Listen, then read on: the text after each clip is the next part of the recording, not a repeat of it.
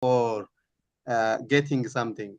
So it means that we have to correct for any anything we are causing because of the method we are taking, or something that we compensate with the design effect or other, including a lot of population, because of different sequences can come in probabilistic system. So it can be more than one stages, more than one stages, one turn, another turn, and then we have to think about either stratification or either the clustering, depending on the nature of the groups we are having or creating. All right, thank you very much. Okay, now specific to this survey, if for anyone who read the methodology report, what was done in this, so of the options that he has described, what was done specifically in this survey? So this is a case study. A case study means that we're going to review this report or this case and answer questions based on the case. So we're going to study this case. So based on what you read, what kind of design was used here?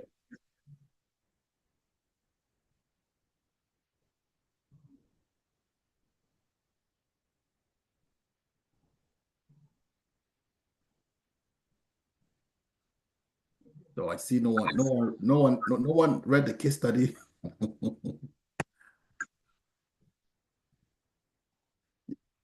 Lungi, any hands up?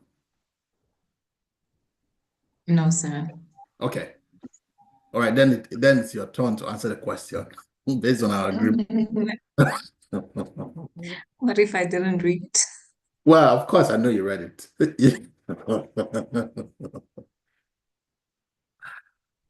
Okay, good. Ilya's hand is up. Yeah. Okay.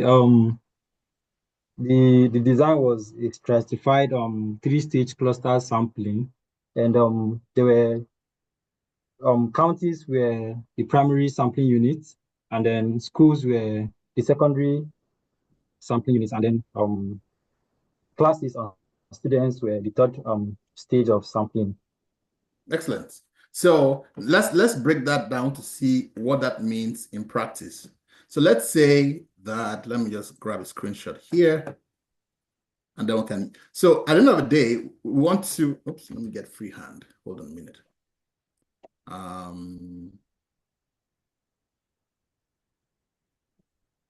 right, let's say we want to get to students here. Where is the freehand here?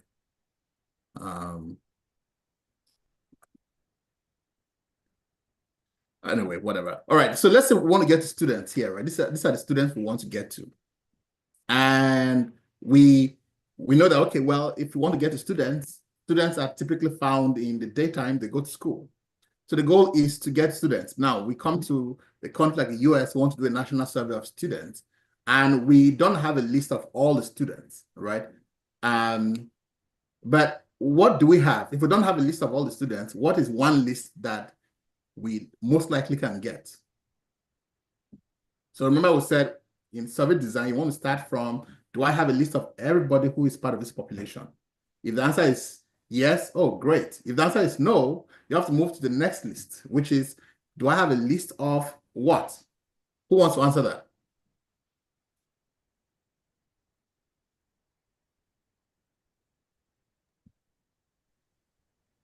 They say school. Okay, I would like somebody to raise and explain, so it's not just a one-worded answer. This is a case study. Dr. Abayomi. Yes, the places where they can be found, especially in schools, since we are looking at students. Exactly. So now we don't have a list of all the students, but we have a list of all the schools. Now, the question then is, how do we get to the schools, right? So like I said, many roads lead to Rome, or many roads lead to Mecca, depending on where you're from, right? Many variants of that. So many roads could also lead to schools. So one journey is that we could start from, okay, let's select, there are maybe hundreds of thousands of schools. We have to find a way of selecting them. So one option could be that we just draw a random sample of schools and sample everybody in that school, right? So let's say there are 1,000 schools. I would say, okay, we have a list of all the schools in this country. Maybe there are 1,000, maybe there are 10,000 of them. And we draw a random sample of 100 schools and we sample everybody in that school. What kind of sampling design will that be?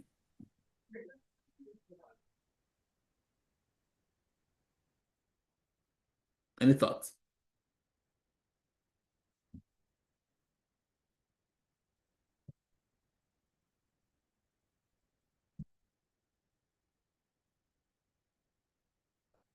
I believe there's some hands up. Oh, sorry, I was muted. Peter. Dr. Steve. Okay, thank you for the opportunity, Prof. That should be cluster randomized sampling. Okay, good. Now, whenever you're using cluster, it will be always great to be very explicit about the number of stages involved. So in that case, how many stages do you have involved?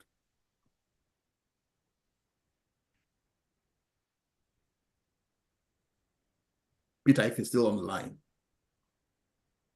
Or anybody Okay, else. Prof. Yeah, go two ahead. stages. Two stages, Prof. Can you defend your answer? Why do you say 2 stages? What happened in the first stage and what happened in the second stage?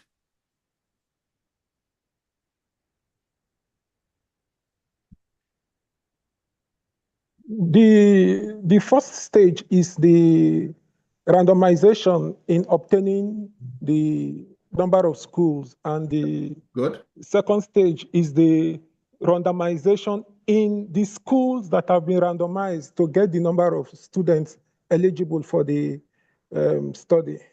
Okay, but remember we said that when you went to the schools, how did you select students? Did you sample or did you select all of them?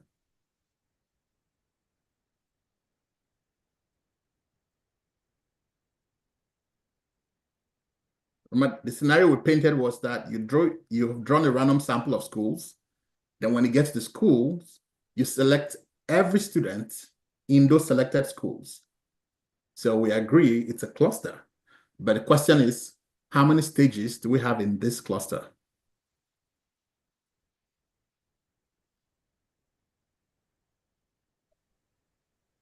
Dr. Steve, would you like to Okay, continue? in that case, it will be one stage. Since the second stage was not randomized, you collected all the students. You did not did any random sampling, so it will just be only one stage. Exactly, you're absolutely correct. So we only count things as stages if sampling was involved. If you selected everybody at a particular stage, then it's no longer a stage. It's no longer a sampling stage because there's no sampling going on, right? So in that case, that we'll call it a single stage cluster because we selected the clusters in the first stage and then we selected all the students in the second stage. Now, let's go with your original answer. Somebody else can answer this.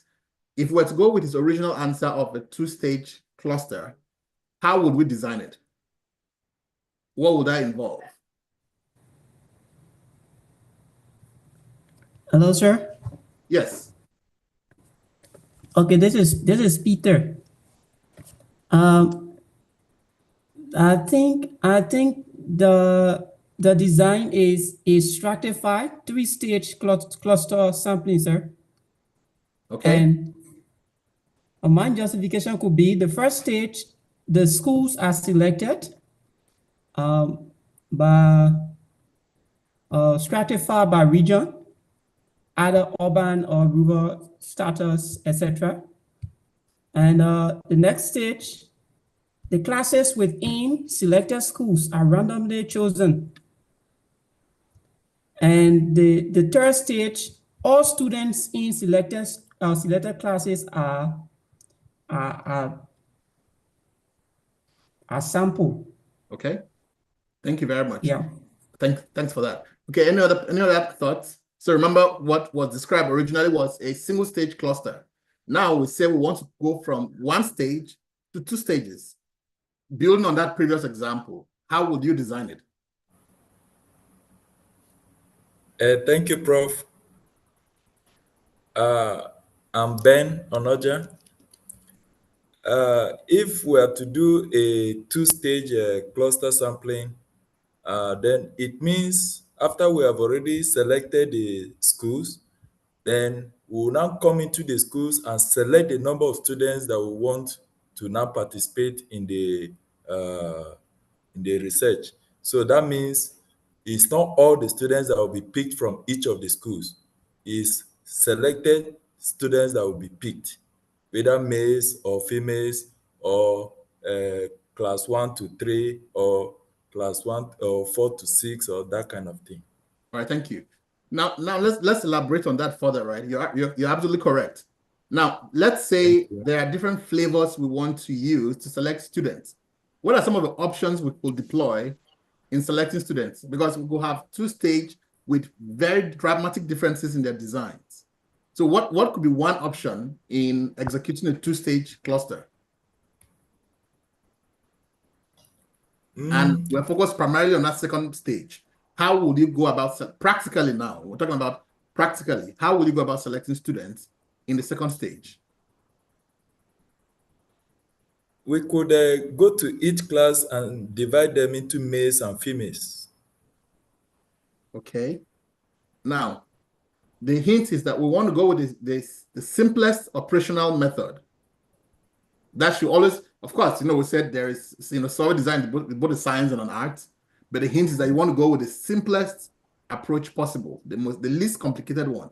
So what could be the least complicated approach if you were to select a certain number of students in a school? What would you consider as being the simplest approach? And there are many ways, we can talk all day about the different options, but what could be practically the easiest or the simplest?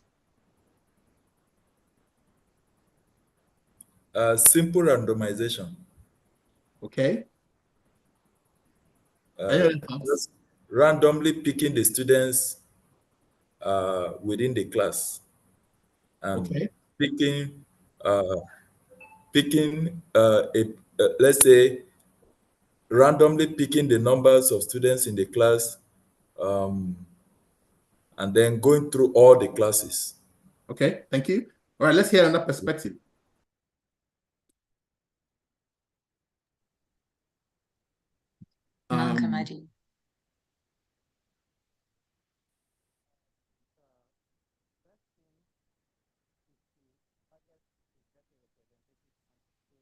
Mark, we can't hear you if you're speaking.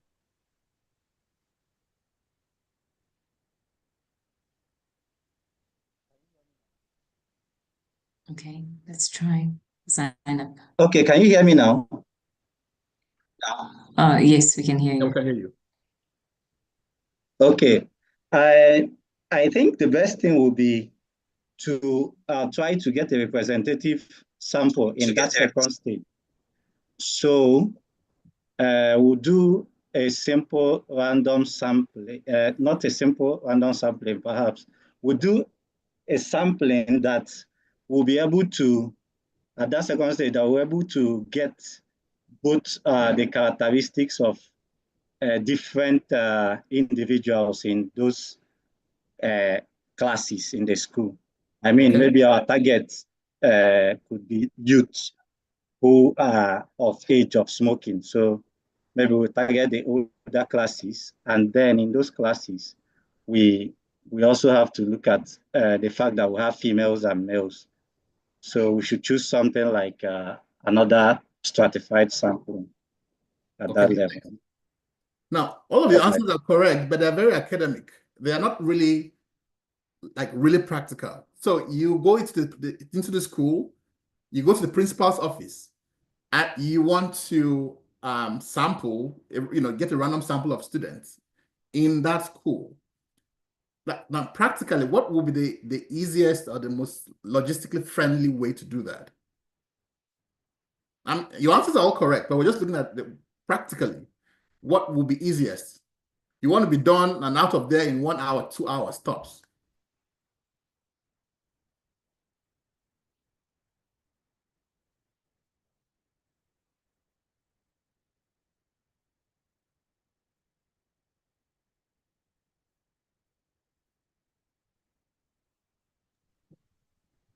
Good.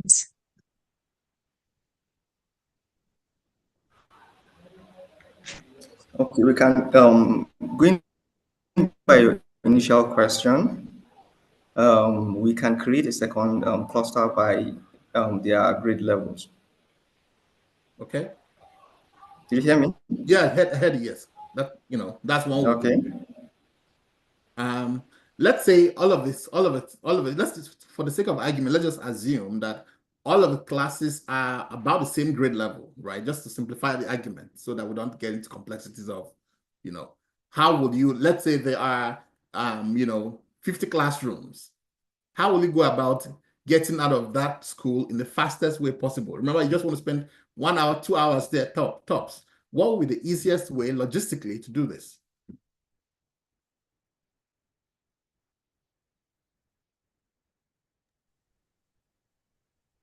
Emmanuel. Okay. Oh, Good sorry, evening. Adenike. Can I Yes. come on? Yes, please go ahead. Okay. Good evening, Prof. So I think the first thing we can make use of convenient sampling techniques. That is entering into the school, since you know maybe it's 100 level or 200 level. Anybody come across? Are you 100 level students? Please help me attend to this survey. Are you a 200 level? Help me attend to this survey. Or I can also make use of purposive sampling technique. That I can just decide that it's only 100 level I want to make use of. I will go to their class, distribute for them, and they attend my survey. Thank you, sir. All right, thanks for that. But the goal is to make sure that we get a sample that is representative.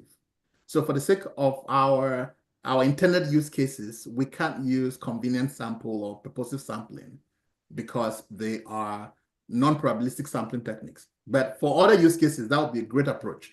But in this use case, we want to get a representative sample of the population of interest. So for those reasons, we will not be able to use convenience or purposive. But thanks for your efforts. Any other viewpoint? Okay, good evening, Prof. Hi. Yeah, what I think is, since they are all the same grade, I want to know if there are 50 classes and they are all the same grade, I want to know the numbers in each of the classes.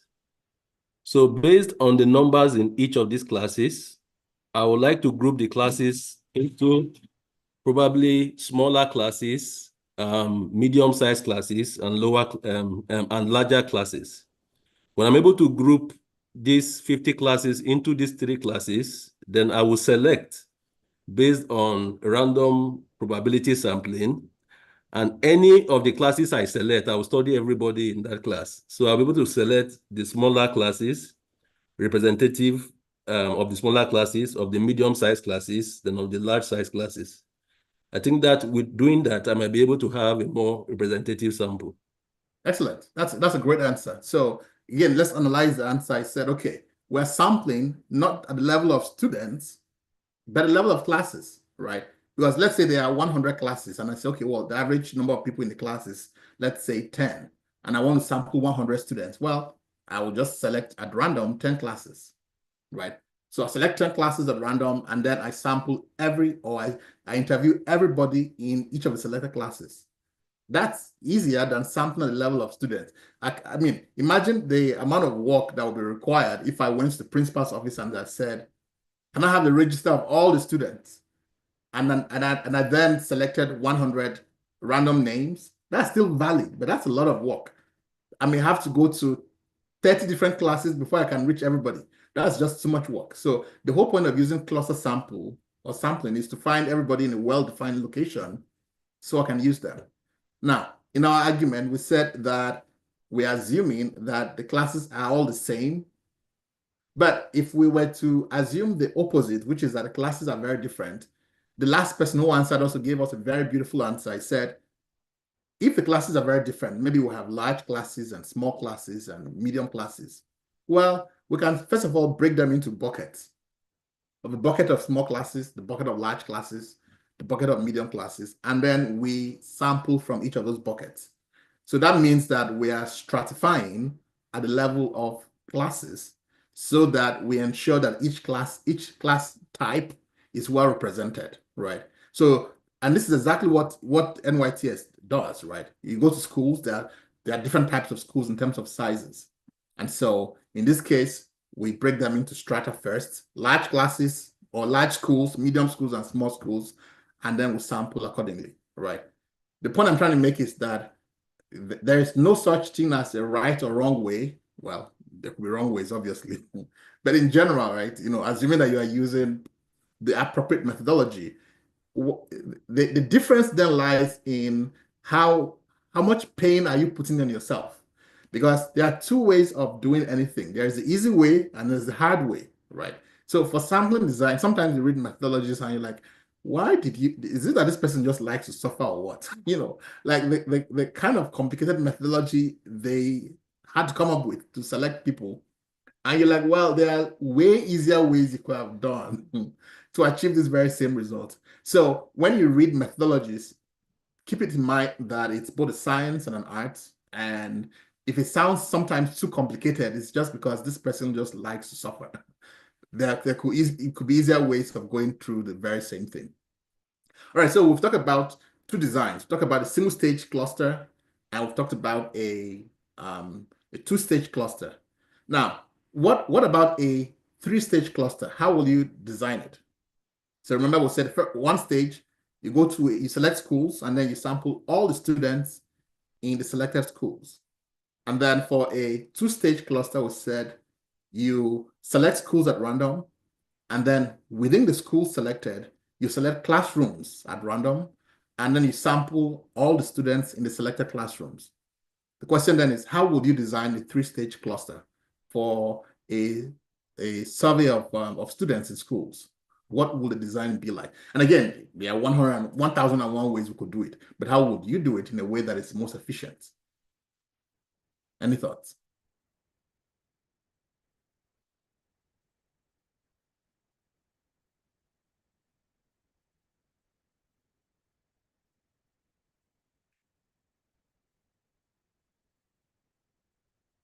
And you can use an example in your own country, if you're more familiar with it doesn't have to be the NYTS. It can be any survey in your own country. Like, how will you design it in a way that will make sense logistically? Again, we are prioritizing convenience and logistics and cost savings. Of course, we'll have to worry about validity too, but the logistics is as important as the validity here. So how would you do it?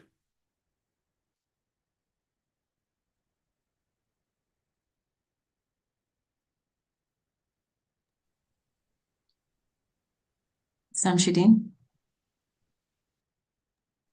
All right, thank you. Good afternoon, good evening.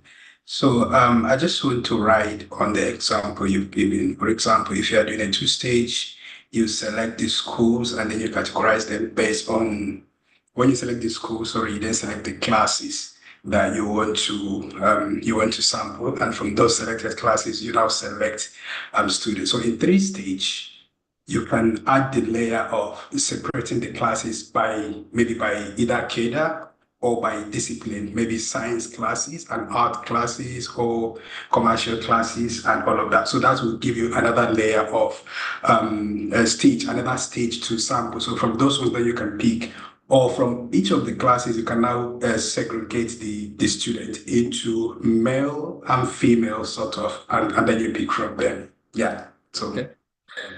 Thanks. Now, let's use that answer as a learning opportunity. When we stratify, we do not count the strata as stages, right?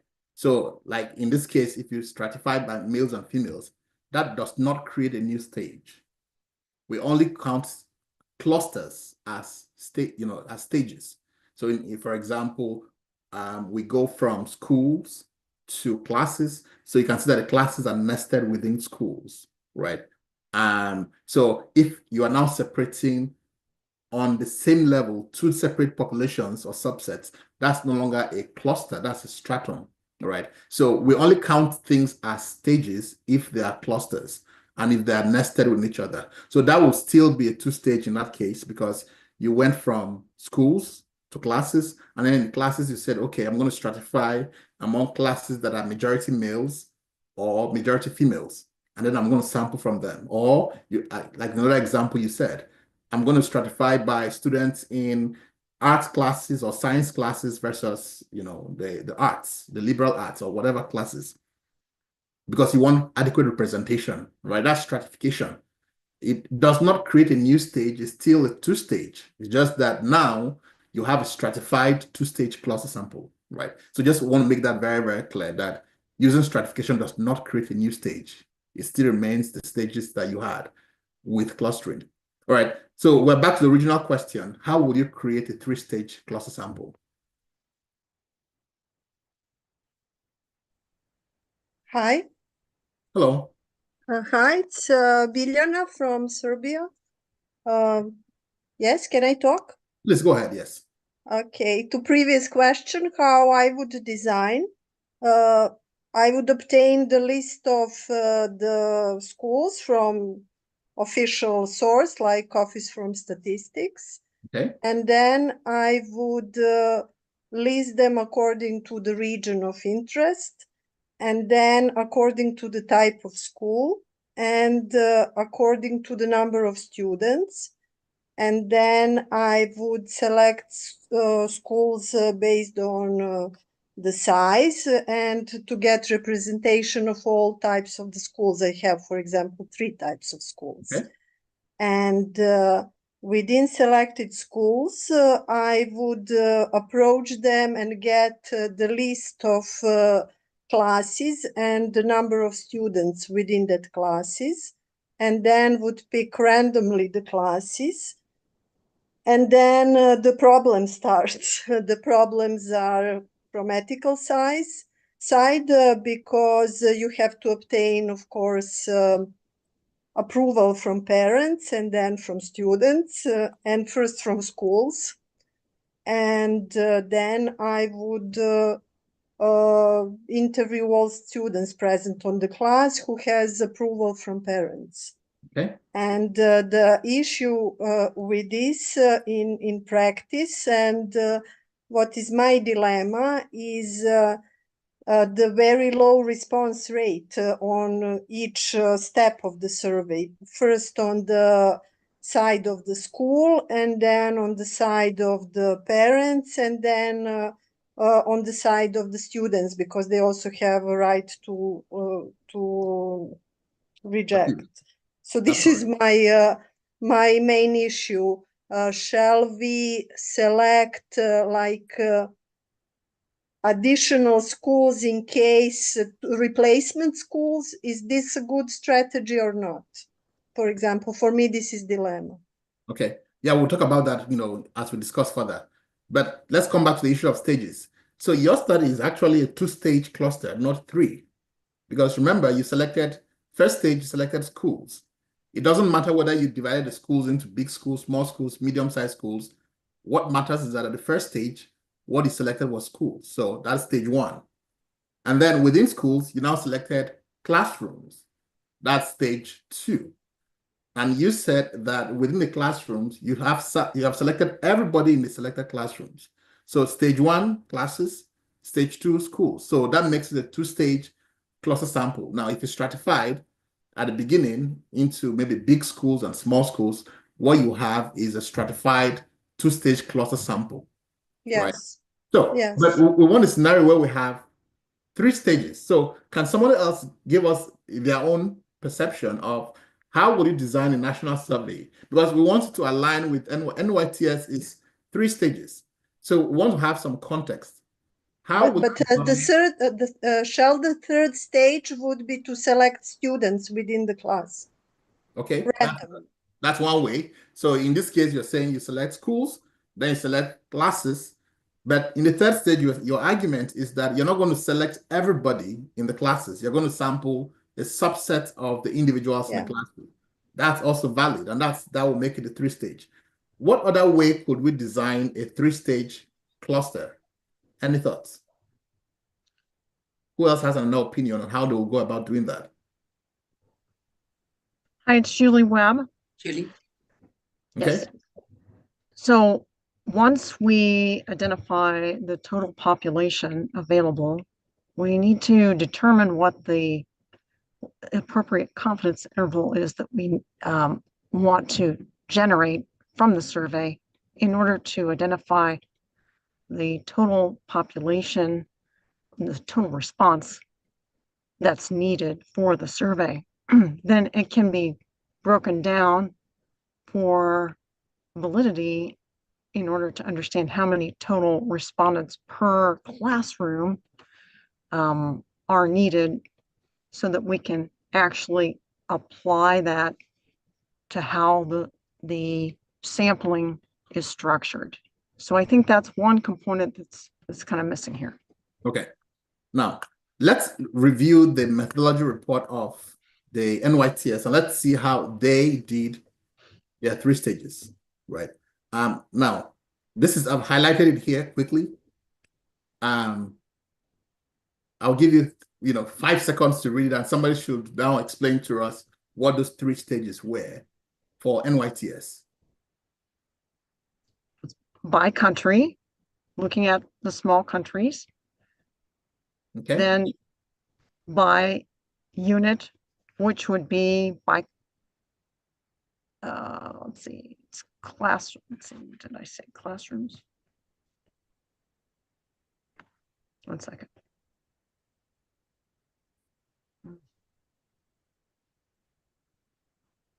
It was by classrooms, by schools, and then by classes. Okay. Thank you. Any other thoughts? Mm-hmm.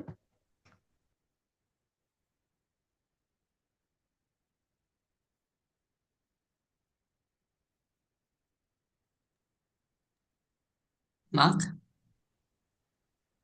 Okay, thank you. Can you hear me? Yes, we can hear you, yes. Okay, normally the way I would do it here in my country, Nigeria, I'll think about using the stages. Also look at the zones, the geopolitical zones here, because we have the northern and south of Nigeria. So we have 6 geopolitical zones, and the characteristics are a little bit different. So first, I'll sample the 6 geopolitical zones. Then in each of the zones, we'll now sample schools in those, and then from there we'll sample classes. That's how I look at it. Thank you. All right, thanks. So the problem with your approach is that your very first stage of selection, which is where you're selecting the clusters, is that you're not selecting clusters that are close to the ground. Remember, we said that what's the minimum number of clusters at the first stage that you should aim to have in your study? That's something we covered in the last class. Does number 8 ring a bell? So here you're saying you're going to select 6 zones. 6 is not equal, it's not up to 8. So that's the problem you're going to immediately face. And so this is why in the NYTS, the first stage of selection is counties. Like counties, think of counties as local government areas, or in general, the second administrative unit in a particular country. Most countries you have the state, which is the first administrative unit.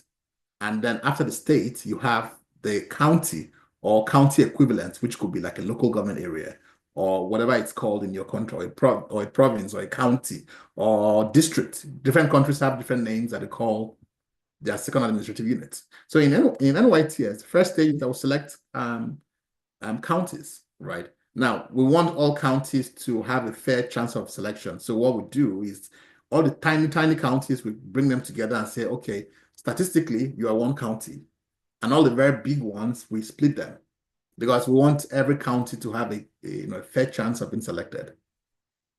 Then, of the selected counties, we then select schools within them, right? That is the second stage of selection. That's why it's called secondary sampling units. The first stage, where we selected counties or local government areas, is called, those are called the primary sampling units. Primary because, think of primary teeth. Those are the first teeth that come in a child's mouth. So the very first stage of selection is called the primary sampling unit, when we have cluster sampling. The second stage is called the secondary, because it's the second stage. So select local government areas or counties first. Why are we selecting local government areas and not states? Well, because we want to select many of them. There are just 50 states in the US, but there are 3,000 counties. So we have a lot more to select from. So please, when you're designing a cluster sample, please avoid selecting a very large area as your first stage. You're going to have results that are not precise, right? So avoid selecting the states or a geopolitical zone, which are obviously going to be very few in number. That should be a no-no at the first stage. Instead, think of things like wards or things like counties or provinces. Well, depending on the country you are, in some countries, a province is the first administrative unit. In general, think of the second administrative unit or something lesser in size. So in NYTS, first stage, county, second stage schools, third stage classes. So bottom line is there are many ways you can go about it, right? There's no right or wrong way because survey design is both a science and an art. As long as what you're doing is scientifically defensible, that is completely fine. So that is the design of NYTS. All right, I think we've spent quite a lot of time on that question. And we've talked about this question too as well. How will you make it a two-stage cluster? How will you make it a one-stage cluster? I think we've talked about that extensively as well. All right, what's the difference between a multi-stage? So moral of the story is once you hear multi-stage or once you hear stages, your mind should go to cluster sampling, right? So we use that term only in relation to cluster sampling. So that's something we want to keep in mind. So next question, what's the difference between a multi-stage study versus a multi-phase study? Are those two expressions exchangeable? What's the difference?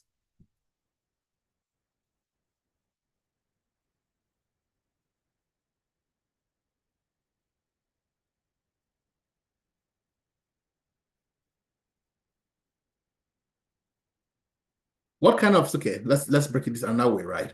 What kind of, when you hear phase 1, phase 2, phase 3, phase 4, what kind of study design immediately comes to your mind? Which study has phases, phase 1, phase 2, phase 3, phase 4, or even phase 5?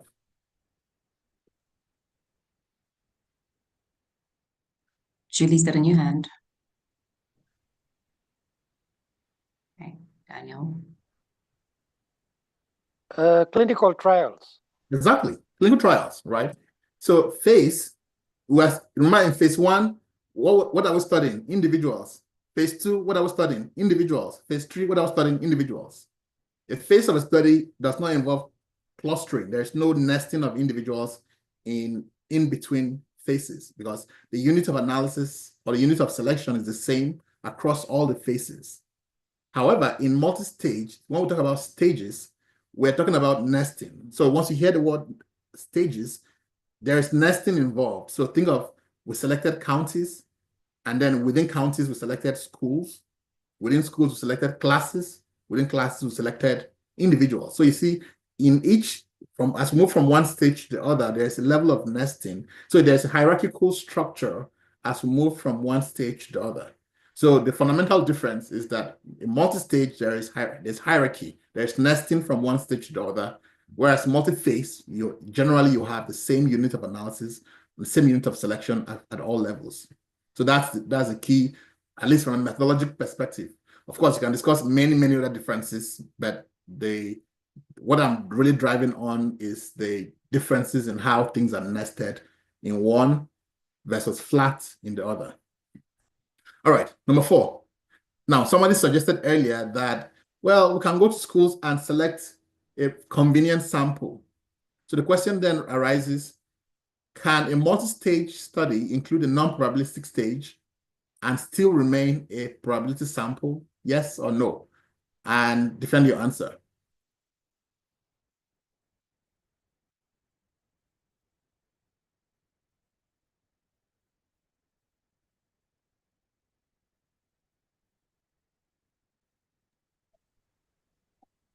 Hello, Prof. Can you hear me?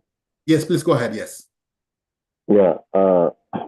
This is Faraja from DRC. So, as you have seen previously, once a study includes only a non-probabilistic stage or phase, then it becomes non-probabilistic.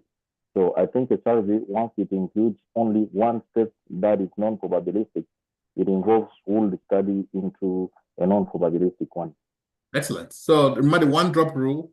One drop of non-random sample means that the whole study becomes non-random. So It doesn't matter whether you selected clusters at random, counties at random, you selected schools at random. Then you came into the classroom and you said, well, I'm just going to select a convenient sample. Well, that means your whole study is it's a non-random sample at that point, right? We must know the probabilities of selection at each stage for the study to remain a probability-based sample. All right, let's move on to question 5.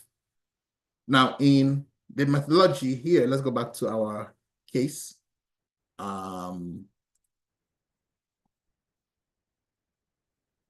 Let's see.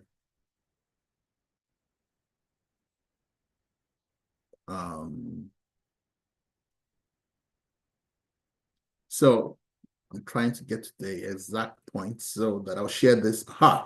So generally, counties are equivalent to PSUs with 2 exceptions. So remember the question we're trying to answer here is the NYTS uses counties as PSUs. So PSU is a technical term. It means that's the first stage we selected.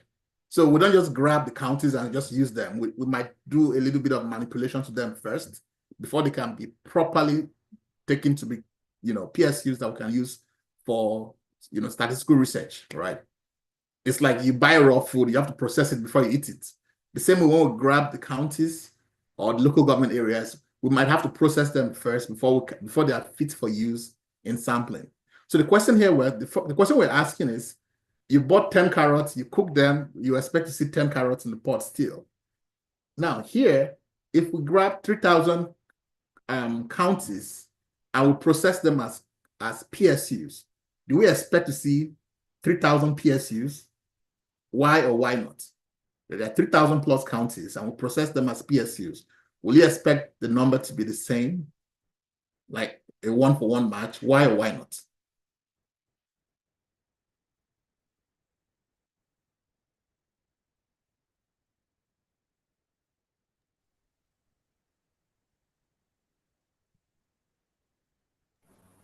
Ben?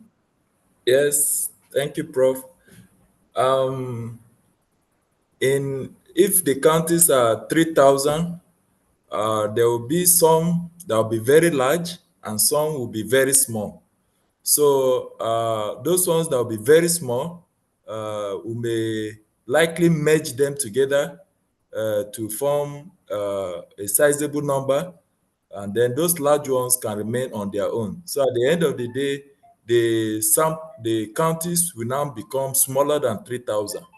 So Excellent. it may not be equal to 3,000 at the end of the day. Excellent. So generally, counties are equivalent to PSUs with 2 exceptions. Low population counties are combined to provide, a fairly larger PSU, and then the big ones are then broken down. So the question is, what do we have against counties being very big? Why can't we just let them be? Or what do we have against counties that are very small? Why do we have to combine them? Let's start with the big ones. Like, what do we have against things that are very, very big? What's the problem that could arise?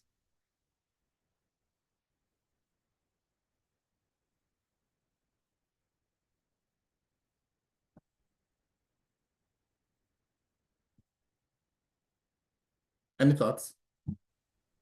Now, think of it this way, right? Imagine you have a very huge giant and you have a wrestling match in a small village and you have this huge, massive giant. What's the probability that this guy is going to win any given fight? Okay, can you hear me? Yes, go ahead. Yeah, I think with the big counties, it's that we may have the problem with representativeness. I think we may have outliers. While with small counties, we may have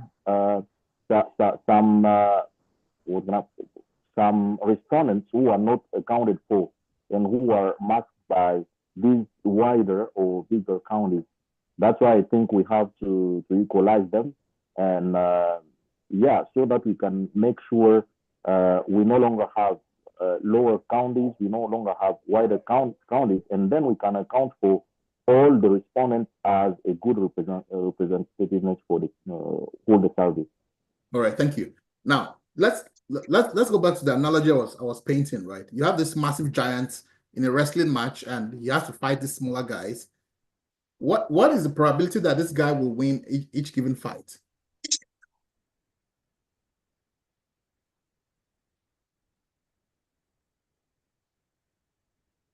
I promise, not a trick question. Huh?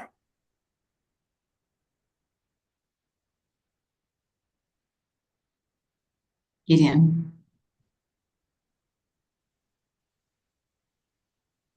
Please unmute yourself. Okay. Let's have you. Okay, Gideon. Yes, thank you. Thank you for the opportunity. Hello, There is can you a hear very, me? very high. Can you hear me? Yeah, we can hear clearly, yes. Okay, great. Okay, There's a so very, very high in my own view, probability. Oh, two persons are talking at the same time. Do I have the floor? Yes, you do. Okay, good. So there's a very high probability of the giant winning the day. Obviously, because it's much bigger, and probably the strength will be higher. And so we will have that same challenge while in selection. So I see a selection bias problem here. If we have to go for if we have to choose randomly, we may go for the bigger counties and leaving out the smaller ones. I think that's my thought on it. Excellent. So if the giant is guaranteed to win the fight because of his size, that means his probability of winning the fight is 1. Now, if you have a probability of 1, it's no longer a probability at that point. It's a what? If it's not a probability, what do we call it?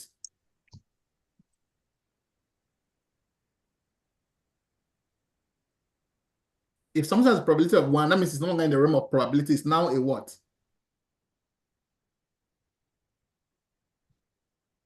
How about the word certainty? Yes, right. Certainty. Exactly. So in statistics, we have a concept called certainty PSUs. Certainty PSUs are PSUs that are so big that it is no longer a probability that they'll be selected. It's a guarantee that they'll be selected because of their size. Now, remember, we're talking about probability-based sampling. That means that it has to be probability. We don't want certainty. We want probabilities. And that's a problem that very big counties present to us. They give us certainties of selection, not probabilities. And we don't want that. So that is why we have to break them into smaller pieces so that we move from the terrain of certainty back into the land of probabilities. The exact same principle applies to clusters that are very, very small. In practice, of course, in theory, you can argue that, well, there's always a chance of them being selected. But that probability approximates to 0. Now, if probability is 0, that means it's also what? It's also certainty that they will not be selected. And so we don't want extremes where the probability is 1 or 0.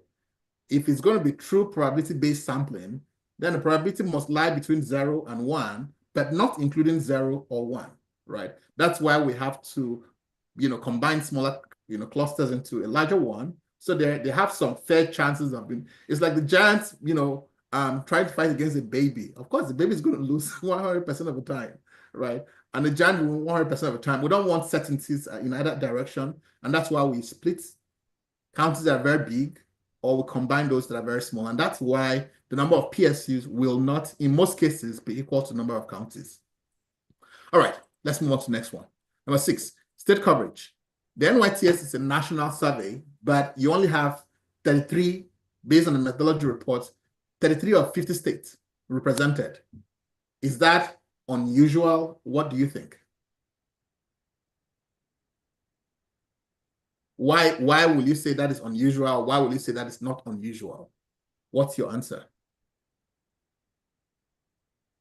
The hint is that this boils back to the first stage of selection. Any thoughts?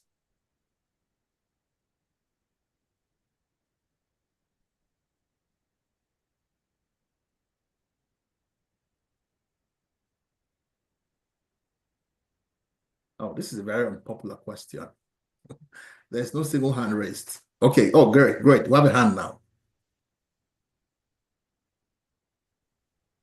David. Hello? Yes, go ahead. Good evening. Hello. I think it's I think either the states were selected randomly or smaller states were matched together as single states in the first stage. Now, remember, in the first stage, do we ever want to select a state as a cluster?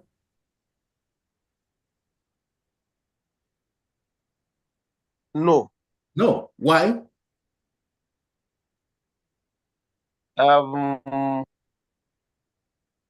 Because the state usually is not a uniform.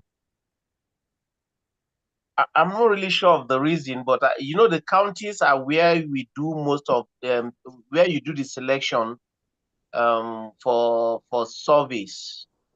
The clustering is done at county levels. Yeah, so we don't select states because states are too big. Remember, we want something as close to the ground as possible. Yeah. Okay, that's the reason why. As close to the ground as possible. Exactly.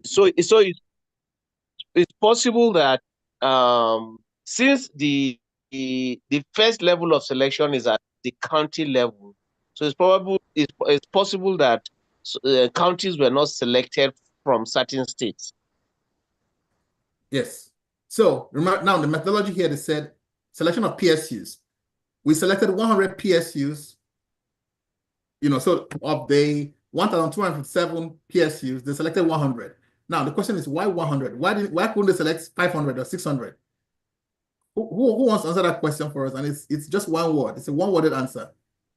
Why just 100? Why not 500? Maybe if they selected 500, you will have the whole country, all the 50 states. Why not? Logistic constraints. Exactly. And specifically, what part of logistics?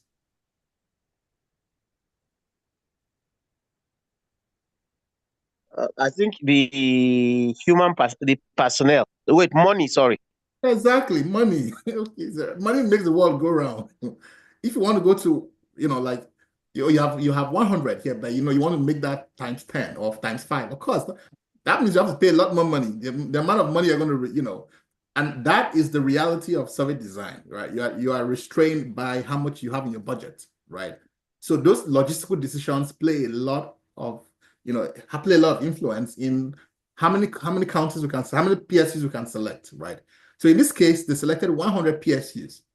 Well, if you have 100, it's not likely that it might capture every single state, but in of itself, it's still representative of the country, right? And that's why we always try to look for ways to set up other surveillance systems, right?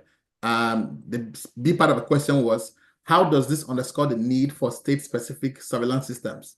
Well, the design of NYTS means that it's not designed to yield estimates at each state. It's just designed to yield estimates that are representative of the country overall.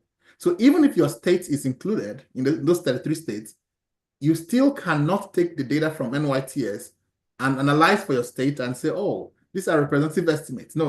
You cannot do that because the study was not designed to yield representative estimates at the level of a state.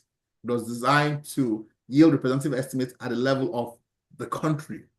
So you can only use it for what it was designed for, not what you want to use it for. You're right. The design plays a key role in how we eventually use data. And that's why sometimes, that's why we have so many surveys sometimes in the US, because in the US, we have NYTS, which is designed to yield national estimates. And then we have another survey called YRBS, the Youth Risk Behavioral Survey, which now is designed to yield estimates at the level of states, right? These are some of the considerations we put in mind when designing and analyzing data. All right, let's move on to the next question. Issue of stratification. NYTS stratifies by urbanicity. You have 2 levels, by race, 2 levels, and minority density, 4 levels. Simple question. How many strata do you have?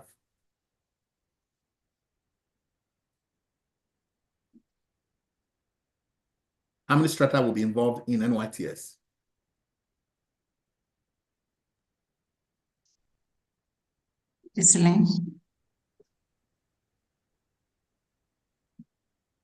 Thanks, Prof. 16. Excellent. So that's 16. And so that's why you even have here 100 PSUs were selected from 16 strata. So you have that there. And so we will not go into the logistics of why they selected, particular races or, because that is more about the US and may not necessarily apply to your own use case. But the bottom line is that when you're selecting variables to stratify, you want to make sure that those variables are highly correlated with the outcome of interest. So you don't just pick a geographic region and say, oh, I'm just going to stratify by geography because this is how people have always done it. Survey design is not folklore or just tradition, where you do things because people have been doing it that way. No. You do it because it's relevant in your own study, right? So, of course, the reality is that if you have so many strata, you're going to have a very large sample size, right? Let's look at the sample size for NYTS in this case. They had let me see, I think I bookmarked that page.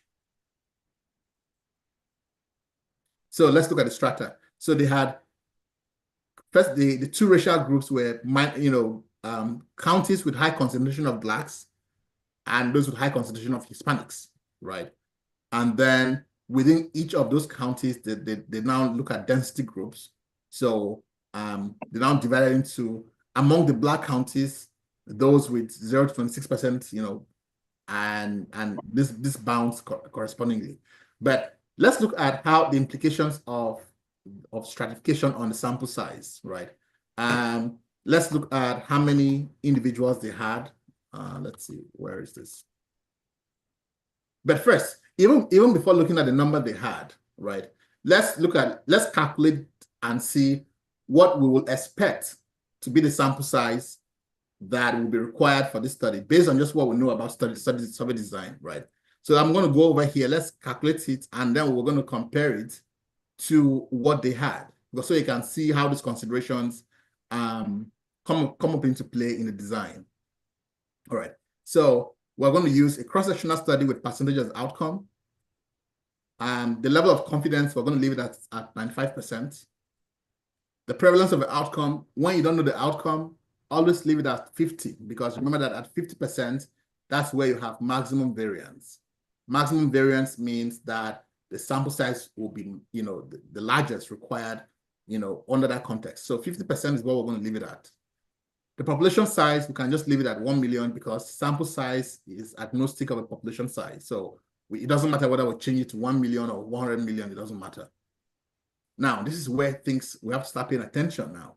Will cluster sampling be performed? Yes, we're using cluster sampling. So we're going to say yes to that. The design effect. The design effect, again, for a simple random sample, we assume a design effect of 1. If you are doing a cluster sample, you cannot leave this at 1. It has to be bigger than 1, because what the design effect is saying is that within a cluster, people look alike. And so we have to punish the clusters for being so alike to each other, for resembling each other. So we can put the design effect of 2, for example, right? That says that the diversity of answers we're going to get in a cluster sample will be just like half of what we'll expect in a simple random sample. So we're going to put our design effect as 2. The number of strata, in this case, is 16. Based on NYTS design, the margin of error is 5. We can change that if we wanted. And then anticipated response rate. For studies like NYTS, you can just benchmark this against previous reports, right? So we can say, okay, if you expect a response rate of 55%, which is what we typically get in in-person surveys. The response rate in in-person surveys tends to range from 50% to 60%, 70% if you are if it's a really, really compliant population. So we're going to put that at 5%, and let's see what we will expect the responses to be in NYTS. So this will be the sample size we will expect that will be used for the survey. You are going to need 22,351 individuals for your survey based on the design, right? Now let's go back to the methodology and let's see what was reported. Let's see, where's the report again? All right. So let's look at the sample size.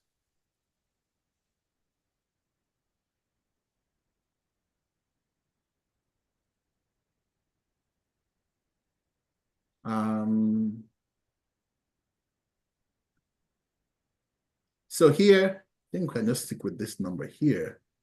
All right, there's a number here. Let's just use this one here. Number of participating students, based on 72%. Okay, I don't think this is achieved response rates. Let's look at the achieved and versus expected response rate.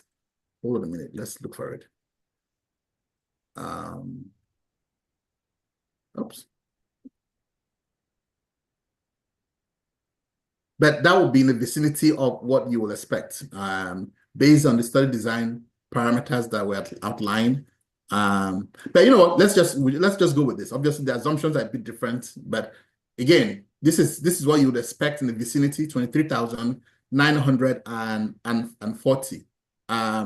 Okay, this is a different number here, an expected number based on, So again, please read the report in detail and find the number, right? But essentially, the number you're going to get will be in that vicinity. So here the total number of participating students was 23,940, right? That's the vicinity you're going to get it of. Obviously, depending on slight changes in assumptions like, design effects or your response rate. I don't know what they estimated as their response rate. But you base it typically on historical levels. But by and large, you will expect a number like this, a number that is upwards of 20,000 based on just the number of strata. And this is what is raising the sample size that high, the number of strata you have, right? So you want to be very careful because the more strata you have, obviously, the larger the sample size that will be required. And so for NYTS, that brings you to that around that vicinity where you have 23,940 based on those parameters. All right, let's move on with our questions. All right, so we're saying that the NYTS, does the NYTS sampling frame cover all school-going youth? Now, I think I highlighted a part there that shows schools that were excluded. So let's find it. And let's look at the implications that might have for the generalizability. See.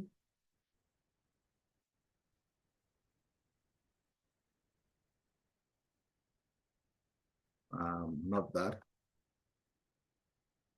I am sure I highlighted it.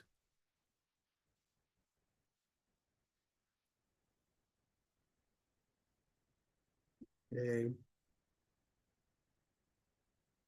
So the bottom line is that NYTS includes schools that are public and private schools. It excludes schools that are, okay, it's always when you're finding something that you can't find. Okay, great. Right here. I should have started from the top. All right, they said they removed schools that were Department of Defense schools, vocational schools, adult education schools, or alternate schools, which includes maybe students that are homeschooled. So essentially, the only schools that they were including were schools, that are private schools or public schools. So the question is, what impact would that have on generalizability of estimates?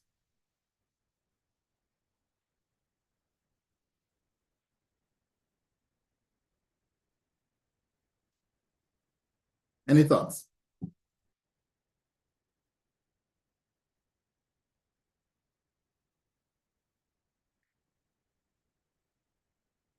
So in other words, when you are writing your paper, what should you include as a limitation, right? Or that, you cannot which population of students can you not generalize your study to? That's the same thing we're asking. Or frame in another way, what subset of students can you only generalize your findings to? All of us are asking the exact same thing.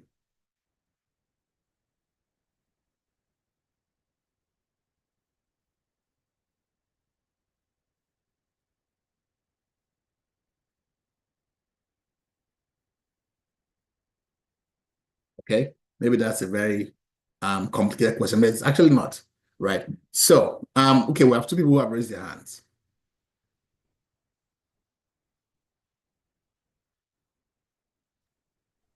Okay, good evening, Prof. I think we can generalize our findings to students at the state level, and not at the county level.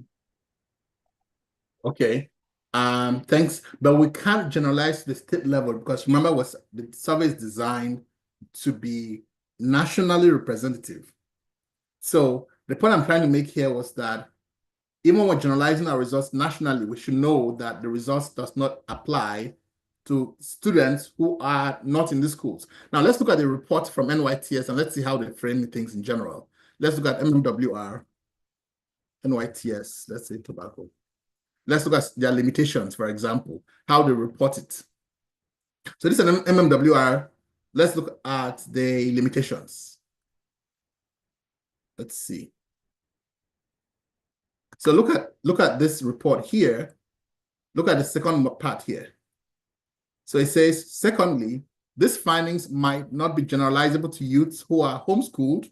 Remember, this is the alternate schooling, who have dropped out of school because they're not in school, who are in detention centers, or who are enrolled in alternative schools, right? This is why you have to understand the design so that feeds into the limitations when you write your paper. So NYTS is not designed to generate estimates that representative to these groups, because these individuals are not part of the sampling frame. And also remember here, it says, finally, because of small sample sizes, many estimates for racial and ethnic population groups were not reliable, particularly for less prevalent tobacco products and among non-Hispanic native Hawaiians or Pacific Islander groups. So remember that NYTS oversamples just two minority groups, Blacks and Hispanics. So what of American Indians? It does not include them. And so you're going to have very small sample sizes for those groups, right? So you need to understand the methodology so that you, one, know how to generalize properly and you do not go beyond the limits of your paper. And number two, you know the appropriate limitations to write in your report as well. That's why you need to understand the methodology. Now, let's talk about students who are truants. Do you think these results are generalizable to them? Of course, they're in school, they're in public school, or they're in private school, but instead of them being in school, they are busy playing snooker somewhere in the street, right? How generalizable are these findings to students who are just truants? How likely are they to be in class when the survey has been taken? What do you think?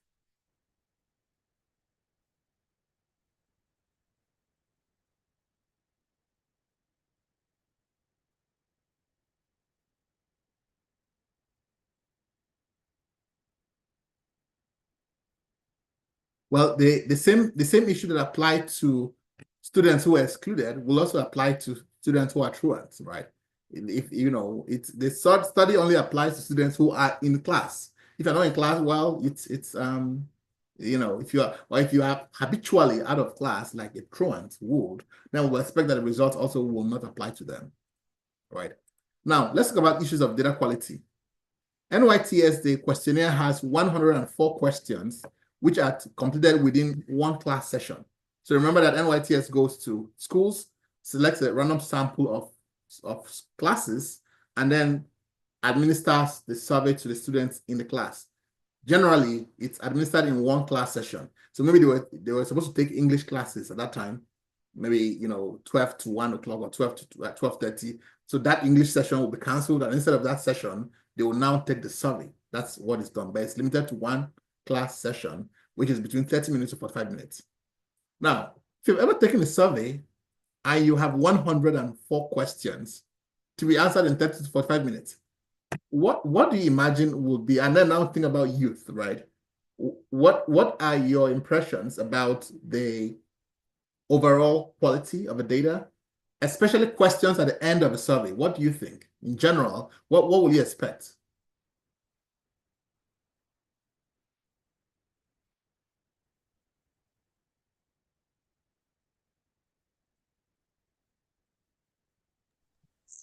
Can I say yes? Yes, please go ahead. Yes.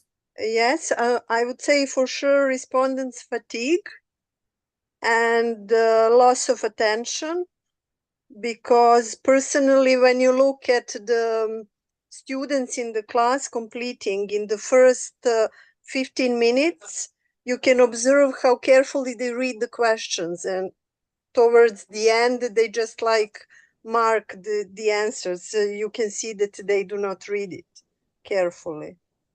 Thank you very much. Now, if you have a lot of missingness in the questions at the end of a survey, what kind of missingness will that be, in theory at least?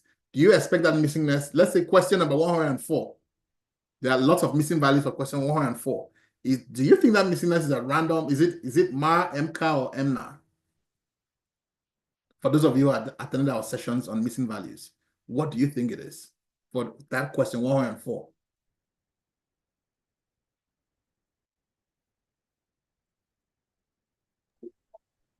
Hello, Prof. I think this is about mixing not at random, MNAR. Why will you argue that way? Yes, I argue this way because I think it's about the design, the design, the survey design. You know, the way we design the survey is bringing these respondents to be tired so that they are not giving once again answers to this. So it's almost intentional. You know, we bring the respondents to act this way, not to answer these last questions because it's too long. Yeah, I agree with you. So there's something about that question that is making people not to answer it. That's what MNAR is, right? Missing not at random it's just simply saying that there is something about that question that if we investigate is linked to people not answering it. And in this case, the issue with that question is its position. This question is a very last question in a very long questionnaire. Of course, people are missing it, right? And so remember from our class, that means that we cannot use things like multiple imputation. We cannot use list-wise deletion because those would not be valid, right? But it is just so for us to understand how even things like question position brings about, bias in studies. And that's why we can randomize the order of questions, right? When we randomize the order of questions, I mean, the last question is still screwed, but everybody is equally screwed now because the chance of appearing last is anybody can be last. So we distribute that bad luck to all the questions equally. Because remember that the issue in epidemiology is when we have things that are differential. When you hear the word differential in epidemiology, it means you have something really bad on your hands. If it's non-differential, that's fine. Okay, it's okay if it's non-differential. So in this case, when we randomize the order of questions, well, it means that it's not just one question that is stuck at the last position and is suffering. Everybody suffers equally, and so it's non-differential, patterns of of missingness. So that's one way to address that. Now let's talk about ethics in the design. So in NYTS, what happens is that we administer letters to kids to take to their parents, and consent is by opt-out. So in other words, once that consent is provided, or once that letter is provided to the kids to go and give to their parents, we automatically assume that the parents have approved unless the parents write to us to say, I opt out, right? What are your thoughts about this in terms of, in terms of just ethics of study design or survey design? Opt-out, opt-in, what are the pros and the cons of opt-out versus opt-in?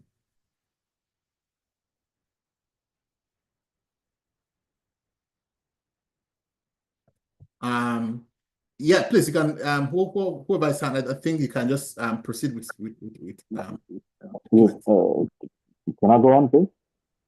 Yes, please, go ahead. Yeah, I think opt-in service is that it's not probabilistic, and then it makes whole the survey not being considered as probabilistic versus the opt-out.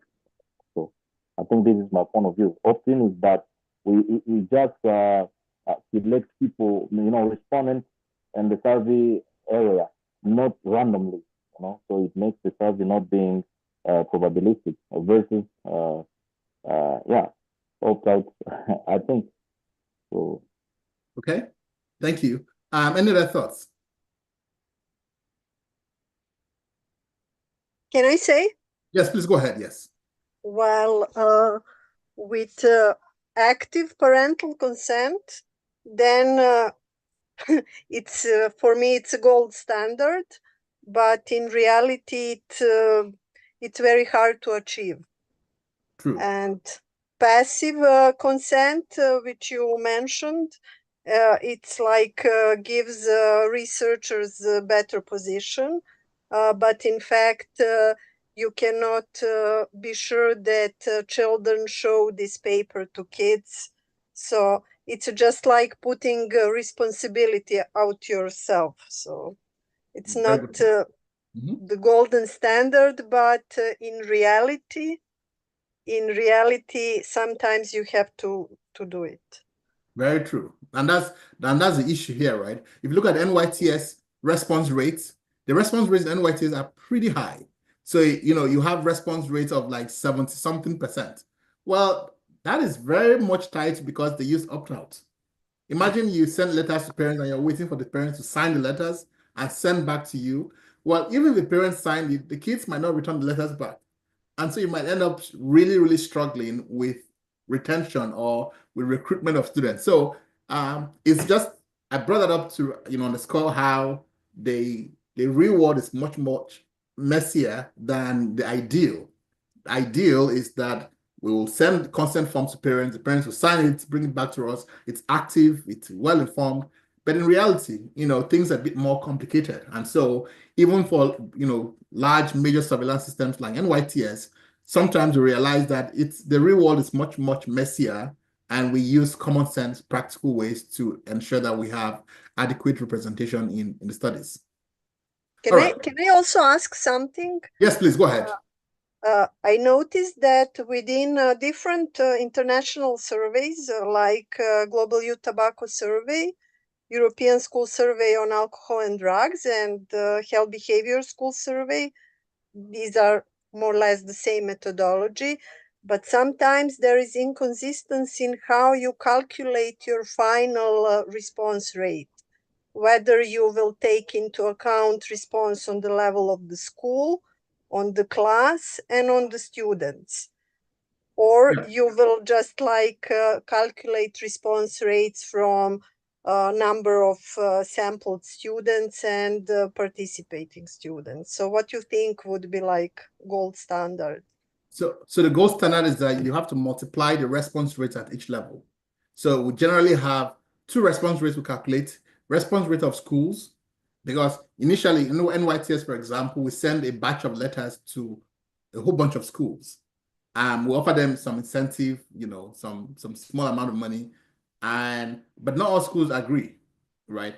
And so based on that, we calculate the response rate for schools, and then we calculate the response rate for students.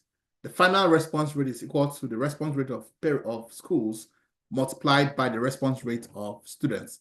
That should be the gold standard. You can't use only the response rate of students. You cannot also use only the response rates for the schools as well. Okay, I think we actually had that question here on response rate. So in writing a paper, where do you think the response rates and the sample size should be reported?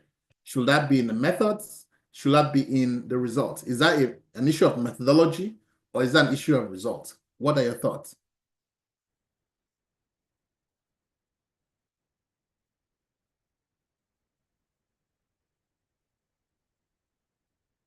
Yes, first person who raised their hand can answer. Okay, Professor, this is Mika Chebus from Kenya. Yeah, actually, I usually do the proposal development for sourcing for consulting, and usually you should have the non-response rate in the methodology, because that's when you will be computing the sample size, or perhaps calculating the sample size using, of course, either the Cronbach formula or the other one called the Amades for the finite, if you have finite. So what I would say, for the non-response rate, it should be incorporated under the methodology, because that's when you will be computing the sample size. Excellent. Yes. You're absolutely right. So yes, those are pieces of a methodology, and so they should go into the methodology. I think let me just select a few questions that we had here. Now in some others, like somebody mentioned earlier, most of the global surveillance systems adopt a similar methodology as NYTS.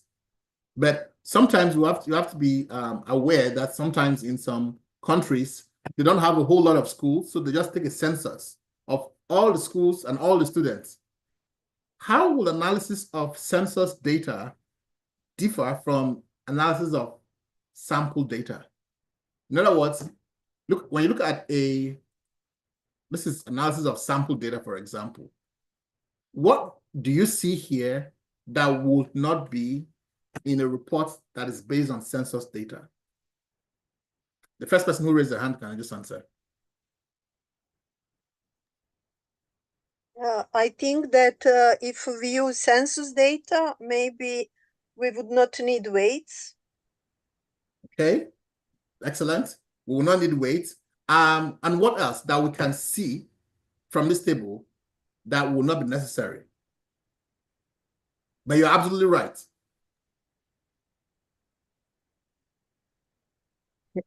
Thank you, Prof. One of the differences there is no sampling error in census, whereas there is a sampling error in sampling. Okay, you are very close to that sampling error. The second is yeah. So can you build on that then? Like, what do we see in this table that won't be necessary? Like, when we're using census data from the school survey that took all the schools and took all the students because they don't have many of them. there is a confidence interval here. Sorry? Confidence interval is there in sampling. Excellent. So excellent. You're absolutely right. So we will not need confidence intervals. So if you're reporting data from a census, this absolutely is not necessary. We only report confidence intervals, obviously, because they are samples. So that's something that we need to be aware of, since many national surveys base their methodology, especially for school-based surveys, on something like the NYTS. Okay, I think we're at time now. There are a few questions we did not answer, but you can review them on your own. These are pretty much straightforward. We said NYTS uses class schedules. So the bottom line is that they pick classes that are mandatory. So it makes no sense to say, all right, we're going to pick classes in history if history is not a mandatory class. So it has to be classes that students are all required to take so that you don't introduce selection bias into your sample. We talked about oversampling, that Blacks and Hispanics are oversampled in NYTS. And so what I wanted to do was to make sure we see how that works out. Oops, this is a very small. You should be able to know the direction or the impact of oversampling on weights, right? So let's just quickly go through this to see how that pans out. So this is the data set from NYTS. We're interested in this variable here. This is the race.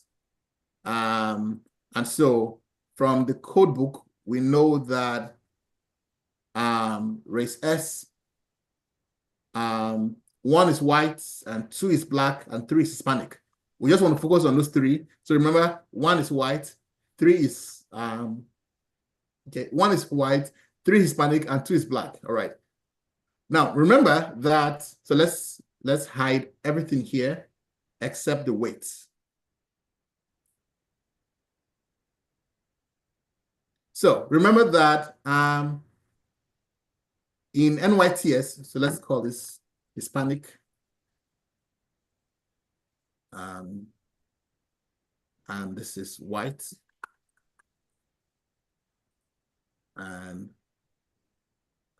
2 is, well, I can't find 2, that's fine. All right. Remember that Hispanics were oversampled, right? So you will expect that you're going to see a smaller weight in general for Hispanics. So it means we oversampled them, so their weight will be smaller, right? So that's what you see here in general. Obviously, whites have a higher weight because they were not oversampled. If you see blacks too, let's look for value number 2, you also see, you expect that the weight of blacks will also be smaller because they were oversampled.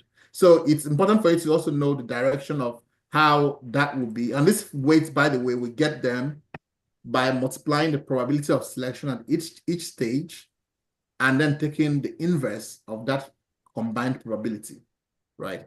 So you should know that this is the stratum that were involved, the 16 strata we talked about. This is them.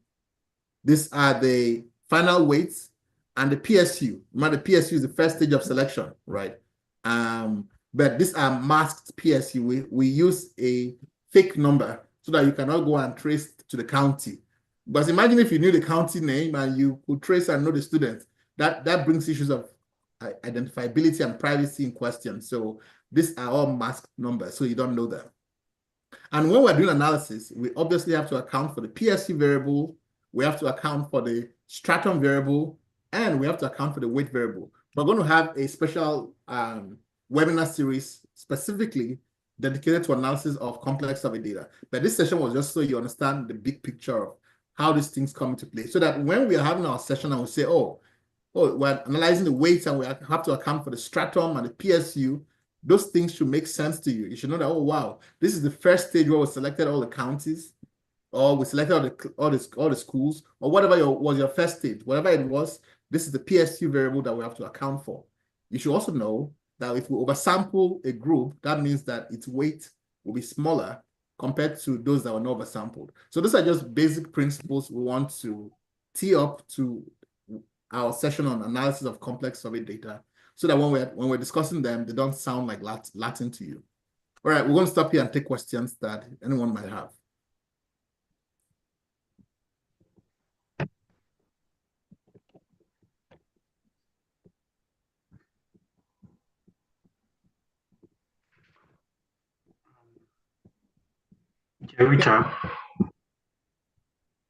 Jerita.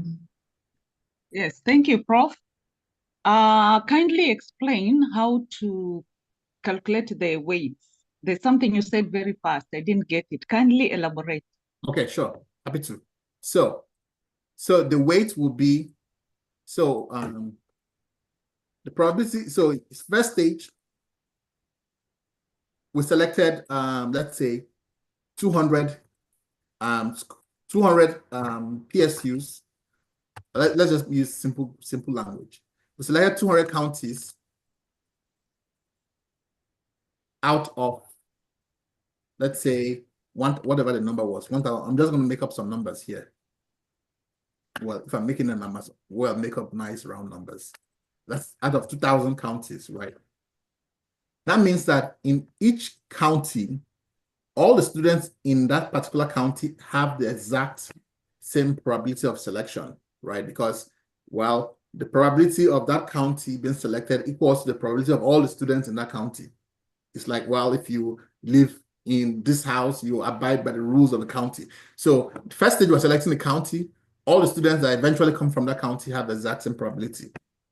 So let us say that that probability is equal to, for simplicity, 200 divided by 2,000. Next,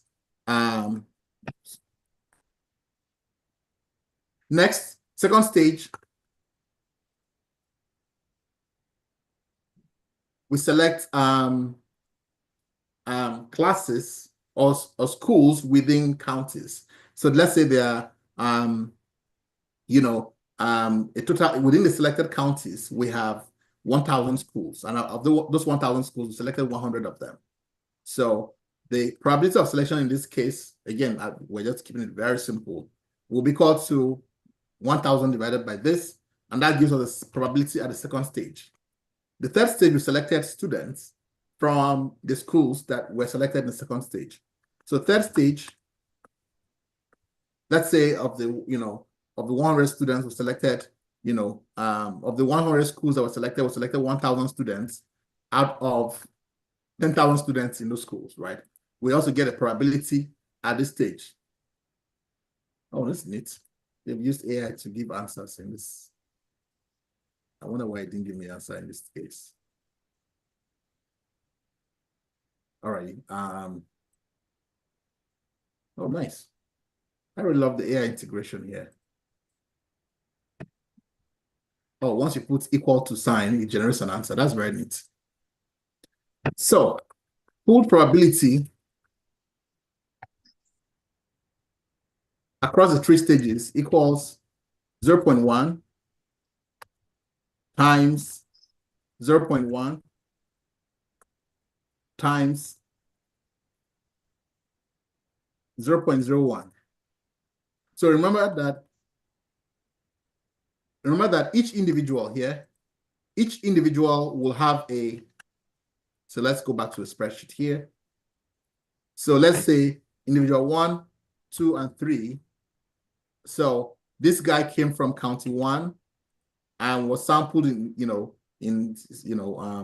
county 1 in school 3, and he was selected. So each individual will have their probability generated, right?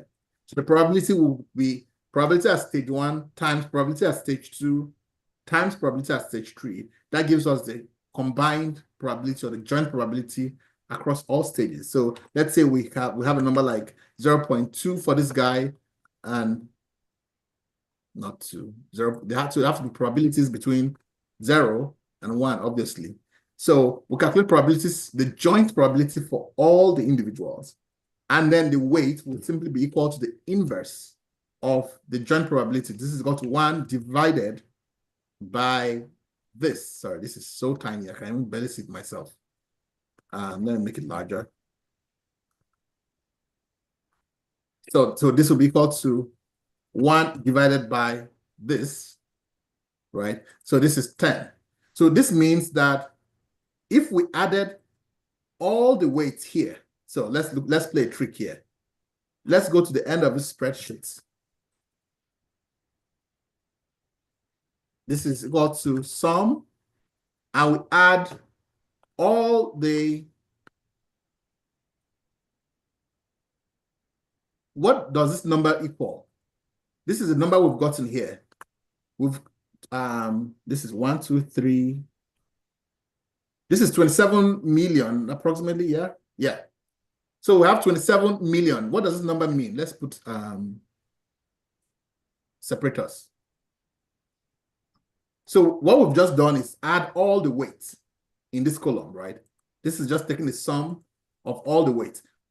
Who can tell us what this number means?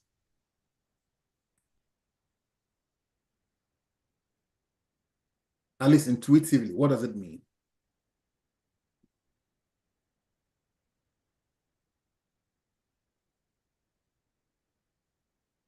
Remember that this is a survey of students in grades 6 through 12, right, in public and private schools. So this is saying that we have 2 participants raise their hand. The first person who raised their hand can answer. Charlie.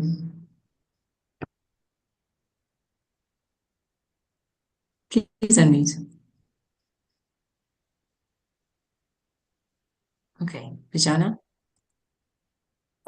It means that it could be generalizable for 27 million students. Okay.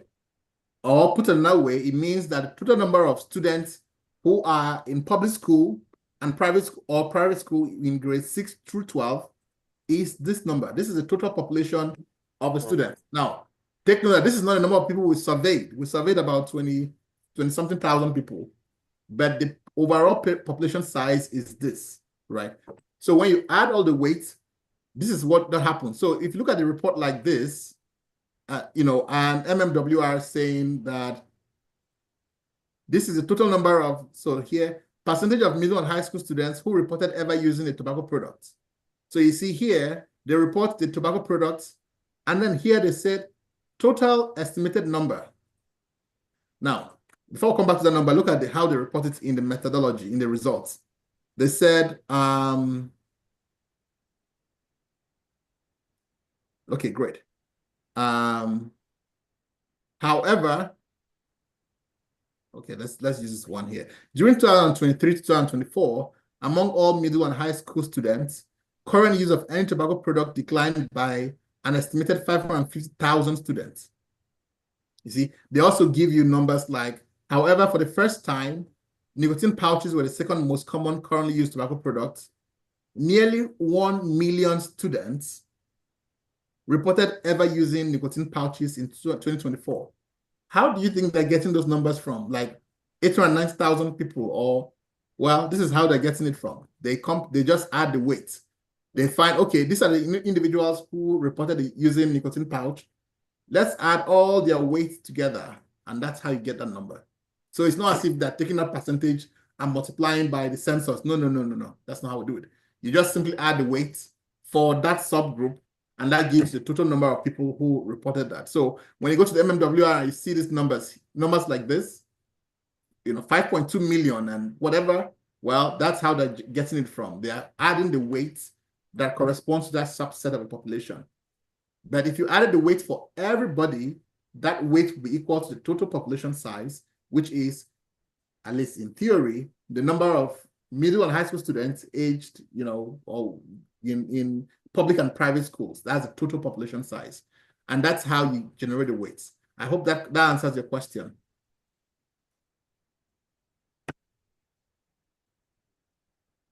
All right, any other question? Evans. Yes, good evening, Prof. Hello. Yeah, can you hear me? Clearly, yes, I can hear you clearly. Thank you. Now, you talked about, I think it's about stage sampling, and there's something I didn't get well. There are countries where we have large or bigger populations in some counties, and in others there are smaller numbers, especially where we have big counties with low numbers and the smaller one with very, high, smaller counties with very high numbers. Case of Kenya, where northern parts of the country has very big, county sizes, but then you come to like Nairobi, which is a county, is very tiny and has very high population, same to like a county like Mombasa and others in western parts of Kenya. Now, when you talked about merging counties and, while doing your sampling, I just didn't understand that or couldn't get the context. I don't know whether we are talking about the US or how could we, make that count in our situation. Thank you. Right, that's a great question. Now, let's forget that there are many ways to skin the cat. That's one way. The beauty of statistics is that there are so many approaches we can use to address the same problem, depending on the context. So context is always king. Now, if you don't want to go down that route, you can also use other methodologies. Like my personal favorite is a two-stage PPS. A two-stage PPS is one of the most elegant forms of sampling because it's so simple and addresses all the other problems we have that we're trying to solve with more complicated methods. And that's what is implemented on the Chisquares platform for its simplicity. So let's look at an example you gave, Kenya. Let's say want to draw an automatic sample from Kenya, and we'll analyze the result and see how that works out. So again, Kenya in this case these are the states. I don't know what you call it, but first administrative unit. In this case, we want to generate a national representative sample. Let me make this bigger. I can barely see it. So we're going to leave it. At the level of countries. Now there are 47 clusters, which are the second administrative units we can sample from.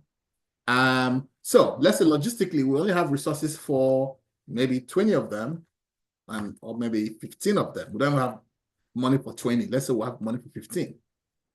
So we're going to select 15 of the county equivalents of the 47 that exist in the country. And let's say our sample size for the whole study was, let's say, 23,000 people or 2,300 people, right? Now, let's see how that works out in terms of a two-stage PPS. Now, this is the methodology for a two-stage PPS that is described here. The beauty of a two-stage PPS, why it is so beautiful, is that it always gives you a self-weighting sample. And you don't have to do all of these things about, combining smaller ones, it's that elegant. Now let's look at the results. Let's see what happens in a two-stage PPS. In a two-stage PPS, obviously, as the name implies, there are two stages. In the first stage, we select clusters, and we select them in the first stage with probability proportional to size, such that the bigger clusters are more likely to be selected in that stage. So let's look at some of the bigger clusters here. You have, this is the population size. So you have something like, Kiambu, there are quite a lot of people there. 241, is it 24 million? 1, 2, 3. Yeah, well, so there's this large number. I can barely see. So you have this large number of people here, and then you also have this. Okay, this is a very large. This is a very large cluster here in Nairobi, right? So the first stage of a two-stage PPS is saying that larger clusters are going to be selected first. Now let us see what happens because you have a certainty PSU. Now, this is one of the problems with certainty PSUs.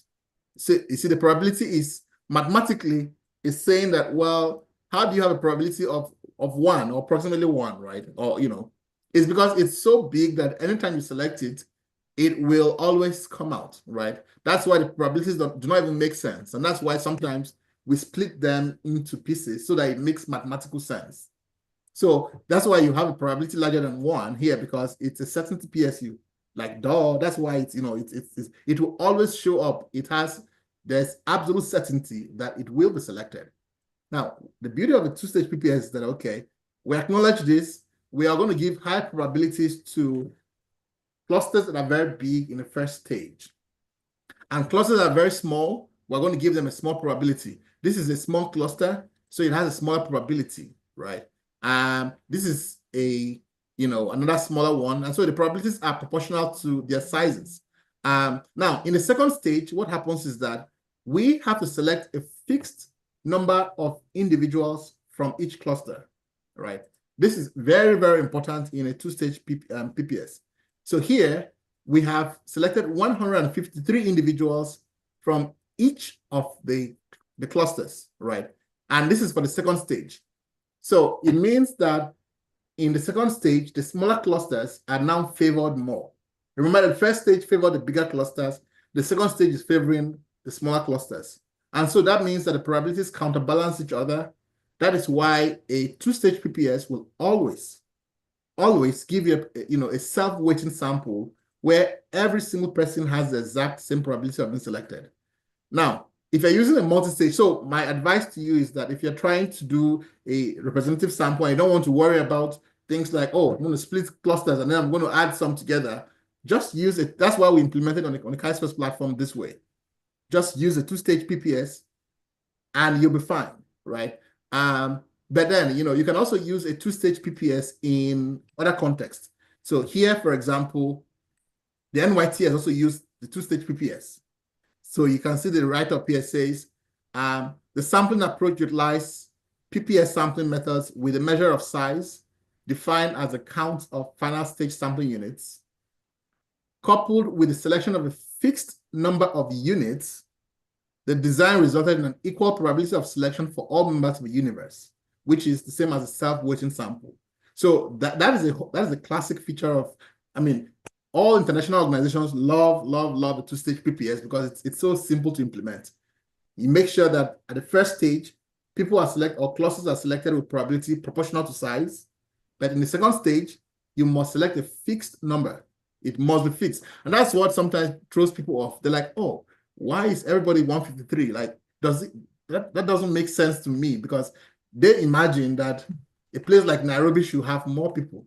But Nairobi was already favored in the first stage. We cannot favor Nairobi in the first stage and also favor Nairobi in the second stage, right? So by selecting a fixed number of individuals from the second stage, we guarantee, in fact, that everybody will have the exact same probability of selection. So if you don't want to worry about, remember I was saying for sampling, there's always an easy way out, and then there's also a complicated way. Well, if you want an easy way out, well, the easy way out is two-stage PPS, which is what is implemented on the Chisquares platform. I hope that answers your question. All right, any other question?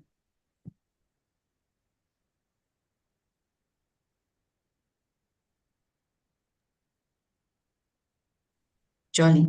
Hey, oh, okay.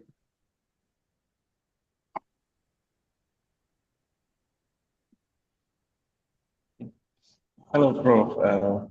Thank you very much for another wonderful session. And a bit of clarification on the multi-stage sampling. In the probability sampling, the multi-stage sampling is a type of sampling strategy. I think my understanding from this lecture seems to be that multi-stage is similar to cluster sampling. Are they the same, or what's the difference between cluster sampling and multi-stage sampling? Thank you. Yeah, so the multi-stage is a child of cluster sample. They go hand in hand. So whenever you hear the word multi-stage, know that they're talking about cluster. It belongs to, yeah, it's a child that belongs, it's owned by clusters. So so a multi-stage could be a single-stage cluster, it could be a two-stage cluster, it could be a three-stage. Multi-stage is a very vague term. Two-stage is multi-stage, three-stage is multi-stage, four-stage is multi-stage. So it doesn't really mean much. It just means that it's more than one stage. So whenever you can, just be more precise in your language by saying this is two-stage, or this is three-stage, or this is four-stage, as opposed to just generically saying multi-stage. I hope that's clear to you.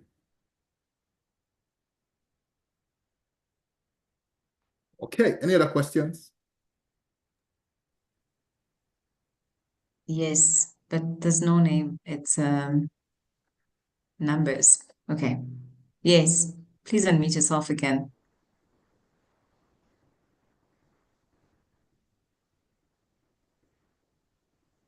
Okay. Hello, Professor. Can you hear me, please? Yes, I can hear clearly, yes. Yeah, thank you so much, Professor, for wonderful lectures always. Just one question on the PPS. Okay, on the system, we know the probability is same for selection of all the participants. But practically, when we go into the field, the lower part, like how you make sure, okay, for example, if I have a village, for example, how I will make sure I will select the person who will representative of that village, for example. That's an excellent question, because your argument is that, well, on paper, everything looks fine, right? But in the field, it's not looking fine because I go to this village and, everybody's not around and, things get messy in the field. That's what you're saying. So that is why we get back to weight. We have to weight the data. Now, do you always have to weight the data? No, you don't. What determines that is, what is your intent? What do you want to do with the data? Do you intend to make inferences that are generalizable? So let me go back to let me share my screen again. So if you have done a survey and you were like, okay, now I want to analyze my data better. When I do my preliminary analysis, I find that this sample is not representative. And the way you can tell is that you're going to look at, demographics. Let's say age, gender, race, or, income. You're going to compare those characteristics in your sample to those in the general population. So let's say, your sample is, let's say, from Tanzania. You have your study was supposed to be nationally representative, right? But at the end of the day, you have a sample of 2,000 people. You're comparing them by age to the national sample, by sex to the national sample, and you find that these numbers are not matching up. What that tells you is that you're having a problem of, non-response bias, right? Non-response bias means that there were differential non-response patterns amongst groups. Like again, we said earlier, in epidemiology, we don't care much if things are non-differential. We worry a lot when things become differential. It means that, different groups responded differently. If, let's say, the national census shows that there are 60% of young adults in the population, but in your sample, you have mostly older people. It means that, well, the younger people refuse to take the survey, or that the older people were more willing to take the survey, right? So there's differential patterns of response by age in that context. So the question is, do you really want to correct the problem? Because if you do, then we have to go into the terrain of medicine after death. And the name for medicine after death is called weight. So the weights we were talking about earlier in here, these are called design weights. The design weights are because they come with the design of a study. They come from how the study was designed, in this case, in 3 stages, stage 1, stage 2, stage 3. And so we calculate the final weights, which we call design weights. But then there's another type of weight, which we call non-response weights, or calibration weights in general, right? So in that case, we will then have to create calibration weights and multiply those weights with our design weights, because that means that we're going to have 2 sets of weights. The weights that came from the design of a study, which is what we have here, and the weights which we have to account for non-response. These weights account for differential selection probabilities, that they were different from stage to stage, but then the calibration weights account for differential non-response. So two different weights solving 2 different problems. This one is solving a problem of differential selection probabilities. The non-response weights or calibration weights are solving a problem of differential non-response patterns. To calculate them, you have to let me show you quickly how to do that. You have to, first of all, end your survey, because obviously the survey has to be closed for you to calculate the response weight. So in this case, let's take this survey for an example. It's really, really simplified on the Chisquares platform. It's something that anyone can do. So in this case, you'd come to data access and insights, and you come to weight data. This is where the system will automatically help you generate calibration weights that account for non-response. So you will come to here. Now we don't have any weight, so you can select new calibration weights, and you then select the variables you want to weight on. So for example, I might want to create weights for age and sex, and so let's say these are terrible variables. So we can't use any of this because but anyway, let me just pick a variable here, just for demonstration purposes. So here, this is a variable we've selected. Imagine that this is a variable for gender, and you have male and female. We now have to put the percentage in the population here, right? So let's say our population, our census shows that among males, the actual population in the census is 54%, and for females, it's 44% or 46%, right? So you now add all the variables you want to generate calibration weights for, right? And when you're done, the system will automatically generate the weight for you. So in this case here, we'll say we're done with this variable. We can add the new variable, and we add all the variables we want to weight on.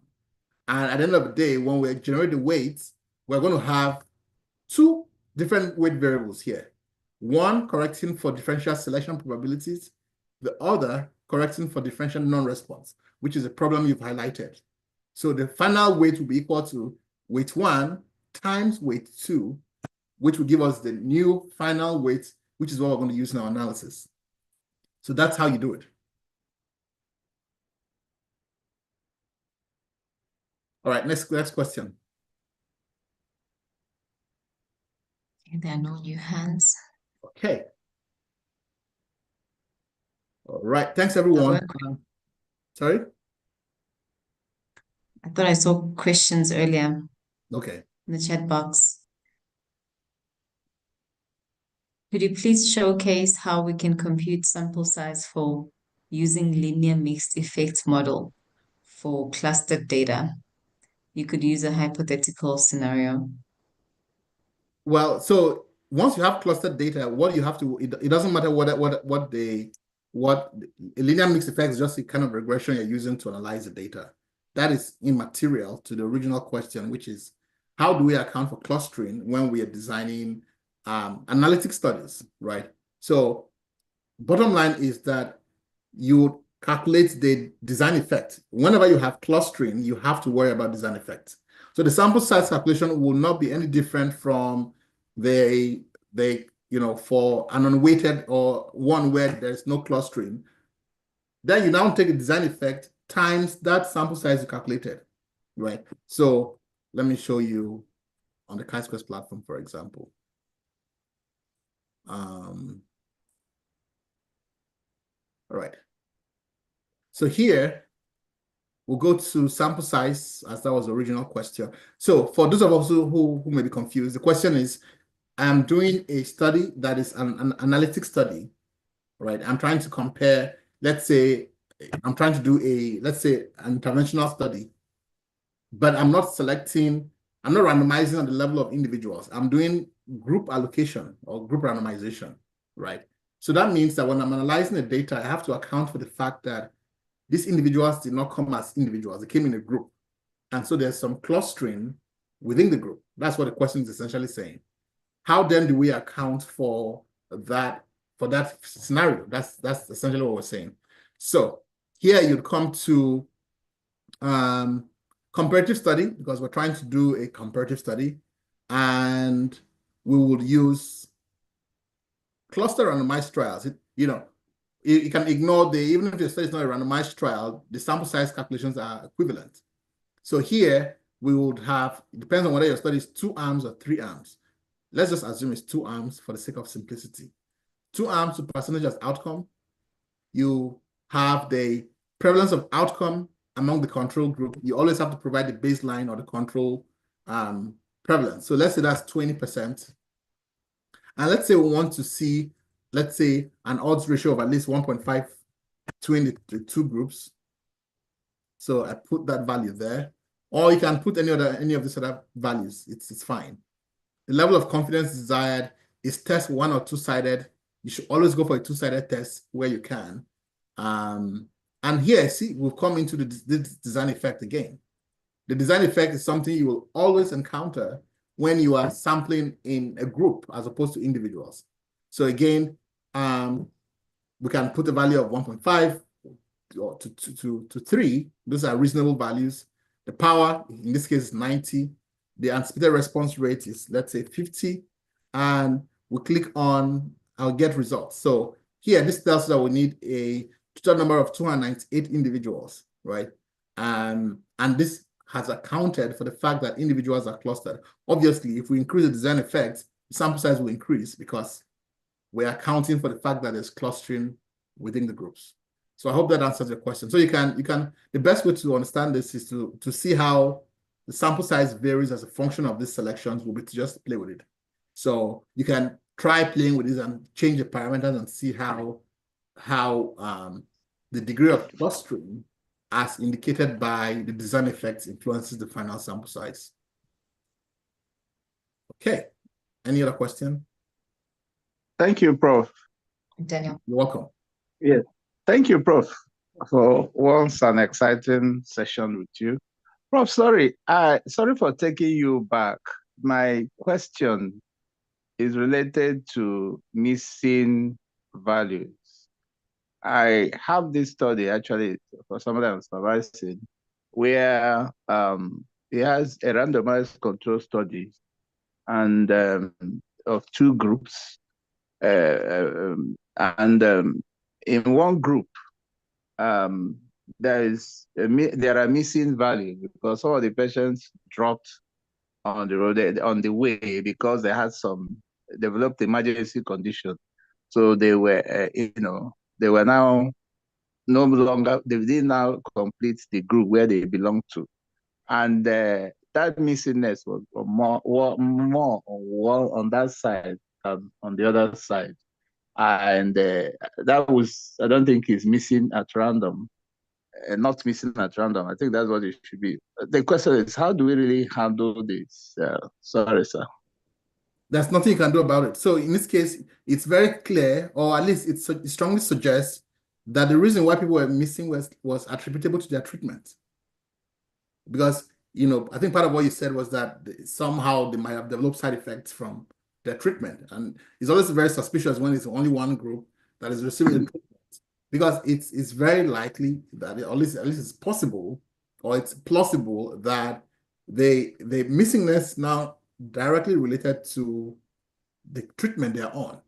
So in other words, and I would frame that is to say that the missingness is due to something outside the study, some external influence. So you can then say that there is strong evidence to suggest that missingness is not at random. So what you're dealing with might be MNAR, in which case there is no recovery from, there's no medicine after death for MNAR, right? So now, does that mean the study is useless? Well, not necessarily. You might just see whether you even have the issue of, your biggest problem now might be an issue of power. Remember that statistical power is driven by the smaller arm. So it doesn't matter whether you have 1,000 people in one arm and you have one person in the other arm. Well, the power of the study is driven by the one person, not the 1,000 people. So power is always driven by the smaller arm. So in this case, your power will be driven by the smaller arm. Now, the good news about randomized trials is that we never conduct randomized trial for the external validity, right? Clinical trials in general have very strong internal validity, but low external validity. So now you could then explore whether you could recruit more people, into the study.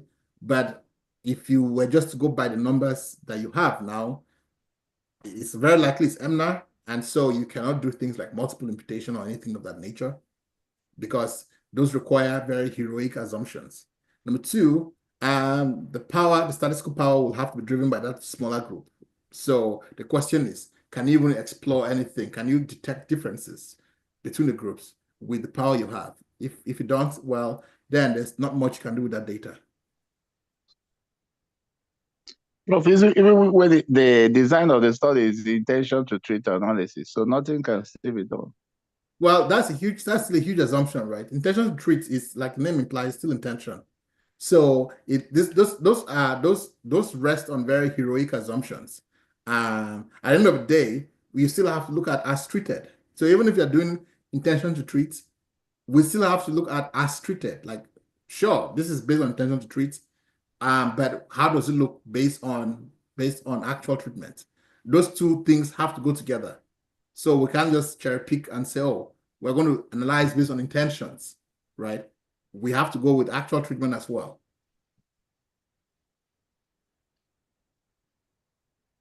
Okay. Can I check all? I'm sorry, that's not a very Okay, thank you, Prof. Yeah. Thank you very much, Prof, for the knowledge you are giving to us. God bless you, sir. Prof, the issue of sample representativeness in issues of probability and non-probability sampling, I want to know if for situations where you are supervising some students and they are using purposive sampling or convenience sampling method, and the issue of giving opportunity or chance to each unit to be represented in sampling, do we say that it is not advisable that we should not use convenience sampling or purposive sampling because you are biased in sampling? Well, never say never, right? Depends on context. So the value of a study doesn't come from the fact that it's random. You can have a random sample that is completely useless, but you can also have a study that is a convenience sample that is very informative and that moves the needle. So it's impossible to make any judgment based on just, some arbitrary rules. You are the best person to evaluate that. So you know the subject matter, you know what the contribution is. We really want to avoid just making, now it also depends on, so it depends on the overall contribution to knowledge that the individual is involved in. And it also depends on the kind of program, right? Is this a PhD program, or is this a master's, is it a bachelor's degree where you want, if it's a PhD, for example, if I'm supervising a PhD student, obviously I want to make sure that by the time they leave, they have a very solid grasp of methodology, right? So it means that they should understand how methodology works, and the best way to do it or to know it is to do it. Those are a lot of considerations that come into play that, that will make us decide one way or the other, but not necessarily just the study design of itself. That the context is king here. Okay, thank you, Prof. Yeah, you're welcome. Okay. Musa. Okay. Well, I'm really grateful for this opportunity. I think the knowledge you are giving us is there's an overload of information, and sometimes I don't know. For example, in Ghana, we're having issue with opioid usage among the youth, and trying to do a study to see the prevalence rate and advise policymakers on how they can go about it.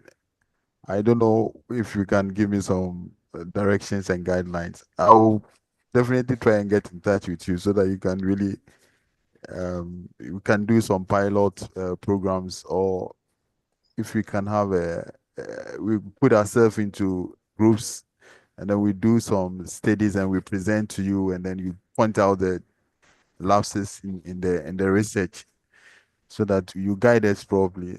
We have to get a lot of knowledge from you, and you want to become your mentees. I think want you to mentor us, and a lot of things we need to get from you, Prof. So extremely grateful for the information you're giving it, and I hope that we'll have a physical in-person engagement with all the group members so that we can really show appreciation for all you've done for us, even if it requires like giving you some small tokens.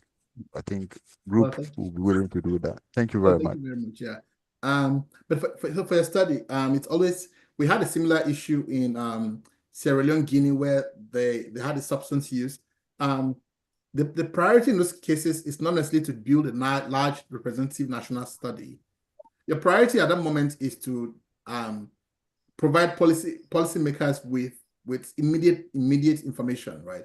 I think that scientists generally just they romanticize the idea of large representative samples. I don't know why, but they love that idea of but my point is that the logistics and practicality and issues of real world utility as important as issues of validity and all the scientific. And now I'm not undermining science in any way, but I'm saying that we also have to pay attention to common sense, practical things in the real world. So in that case, if you have that kind of opioid, or like emergency, is to at least get a very first glimpse of what the issue is, and that's where convenient samples come in. Right? You can take a convenient sample.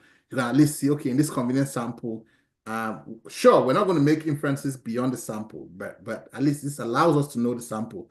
And in this case, we might go to, for example, the most heavily affected areas. The goal is not necessarily to get a national sample, it's to see where the biggest problem is and get a snapshot of it at that moment. So that, one, we get preliminary data. Number two, we can now get grants to apply for a bigger study, right? And then we can now study it, extensively. So we want to avoid this mistake. Sometimes we get into public health folks where we are so obsessed with getting it, with a large national study. Yeah, so we want to pay attention to practicality too. That's how I would approach it if I were you.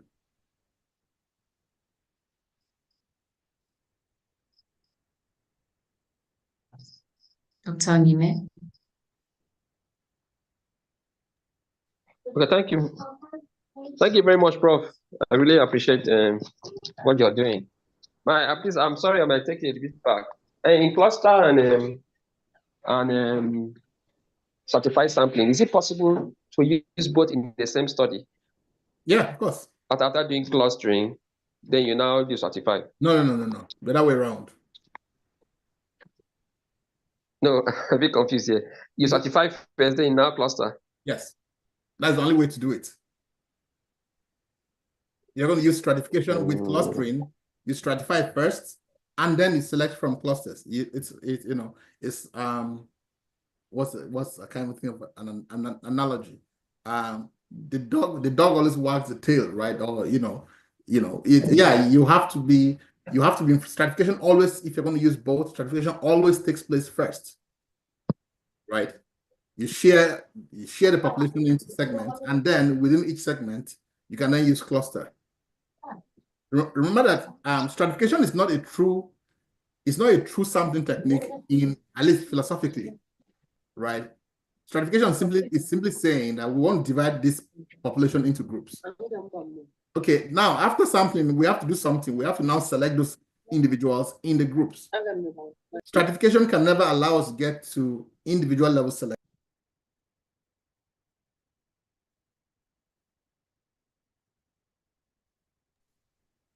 Are you saying I've been speaking to myself for the past few minutes? That is ridiculous. Okay. No, I can hear you. No, I was speaking earlier. Could you hear me then? Okay, yeah. Oh, because I just got a notification to unmute myself. But can you please confirm you could hear me all along? No, at the point we couldn't hear you for a few seconds. Oh, okay. So I was saying that stratification cannot be used to select individuals. All stratification does is to, divide the population. Imagine you have a very big wedding cake and you want to share the cake. Well, you first of all need a big knife to divide that cake into smaller chunks, and then you can then share that cake. That's what stratification does. It allows us to share the cake, this massive cake, into bigger sub chunks, and then we can then, sample. So that is why stratification comes before clustering. I hope that makes sense to you. Okay. Any other questions? Joseph.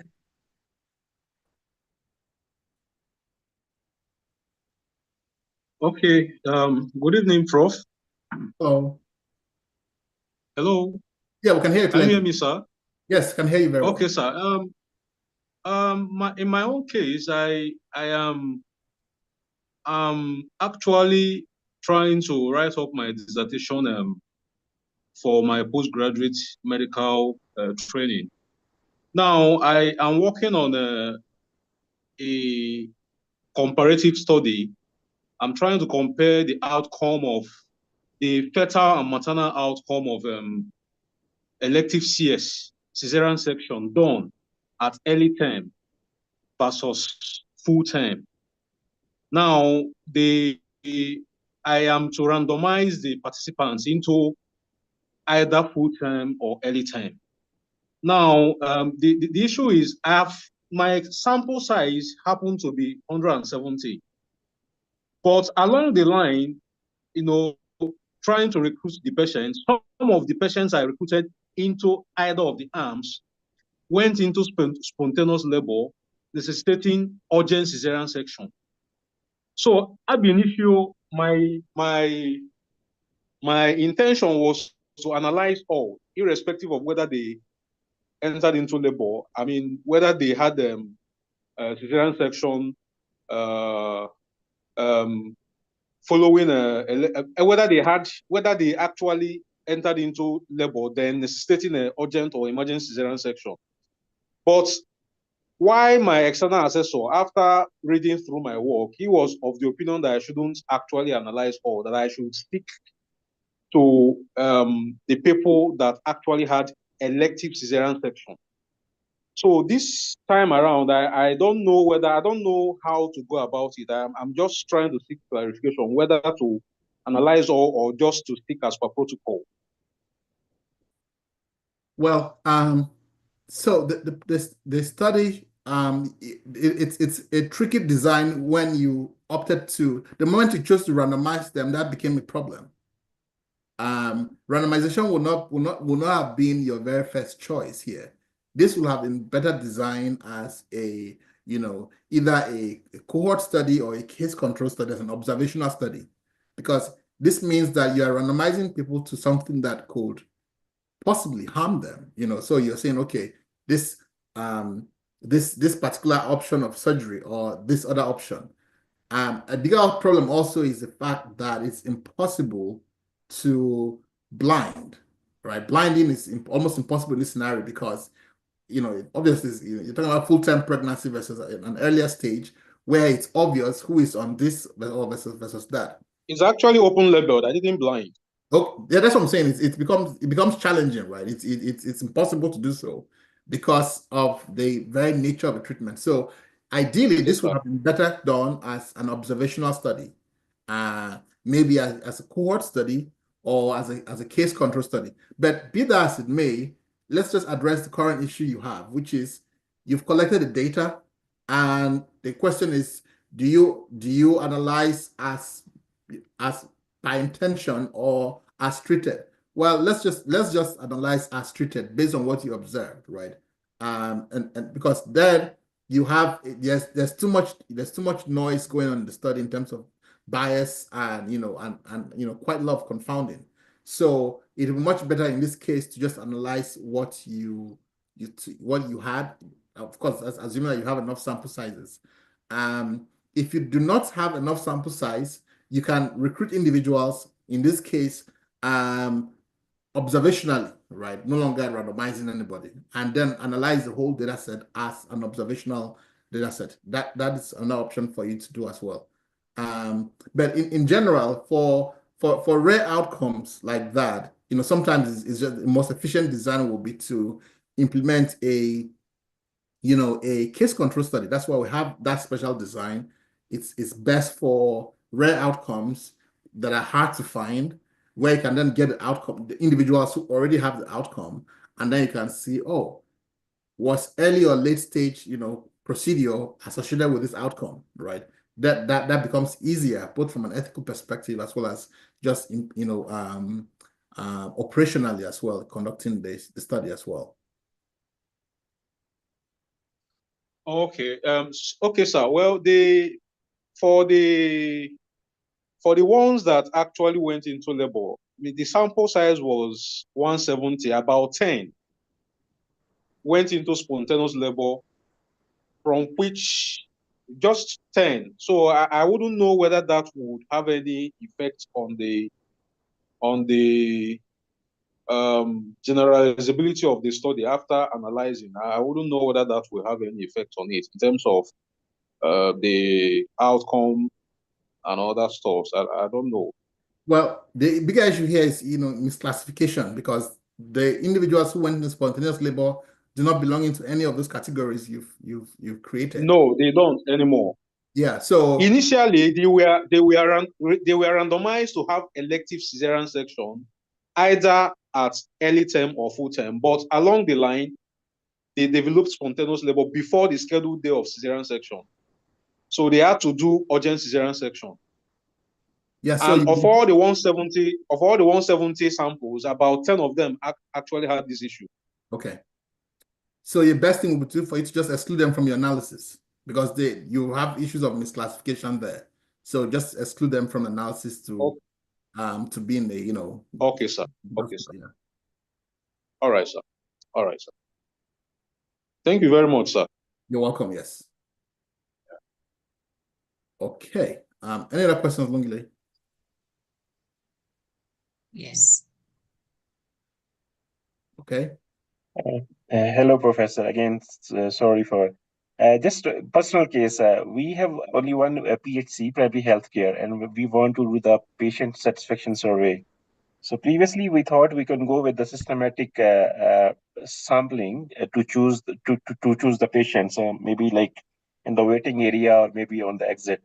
But last time you told us, like, okay, if you want to do the systematic sampling, then you have to sort the variable based on the outcome. So how we will do this with the patients in the hospital, or do you think this is the right approach to go with the interviews? Well, I think that in this case you only have one hospital anyway. So what are you generalizing to? You're not generalizing to anything because you only have one of it. So you might as well just do a convenient sample. Okay, great. Thank you. But to answer your original question about the sorting, you always sort on something, even when you do not realize you're sorting on something. If you came into a hospital, for example, and you are going to every fifth bed, right? Every fifth patient. Well, that means you are sorting based on their position. It's already sorted for you. Does that make sense? Great, perfect. Yeah, so now the question is whether the question you should ask, at least on a philosophical level, is whether the arrangement of patients in the ward is correlated with the outcome. If it's not correlated, then it's like, why are we accepting that sorting? But in systematic sorting, systematic sampling, you are always sorting on something. Even if you are selecting every fifth house, well, that means you are sorting on the location. Thank you so much. Welcome. Okay, that's all, Prof. Okay, I'm going to run away before somebody thinks of another question. All right, thanks everyone. Have a great weekend. Thank you very much, sir. All right, cheers. Bye. Have a great weekend too. All right, Thanks.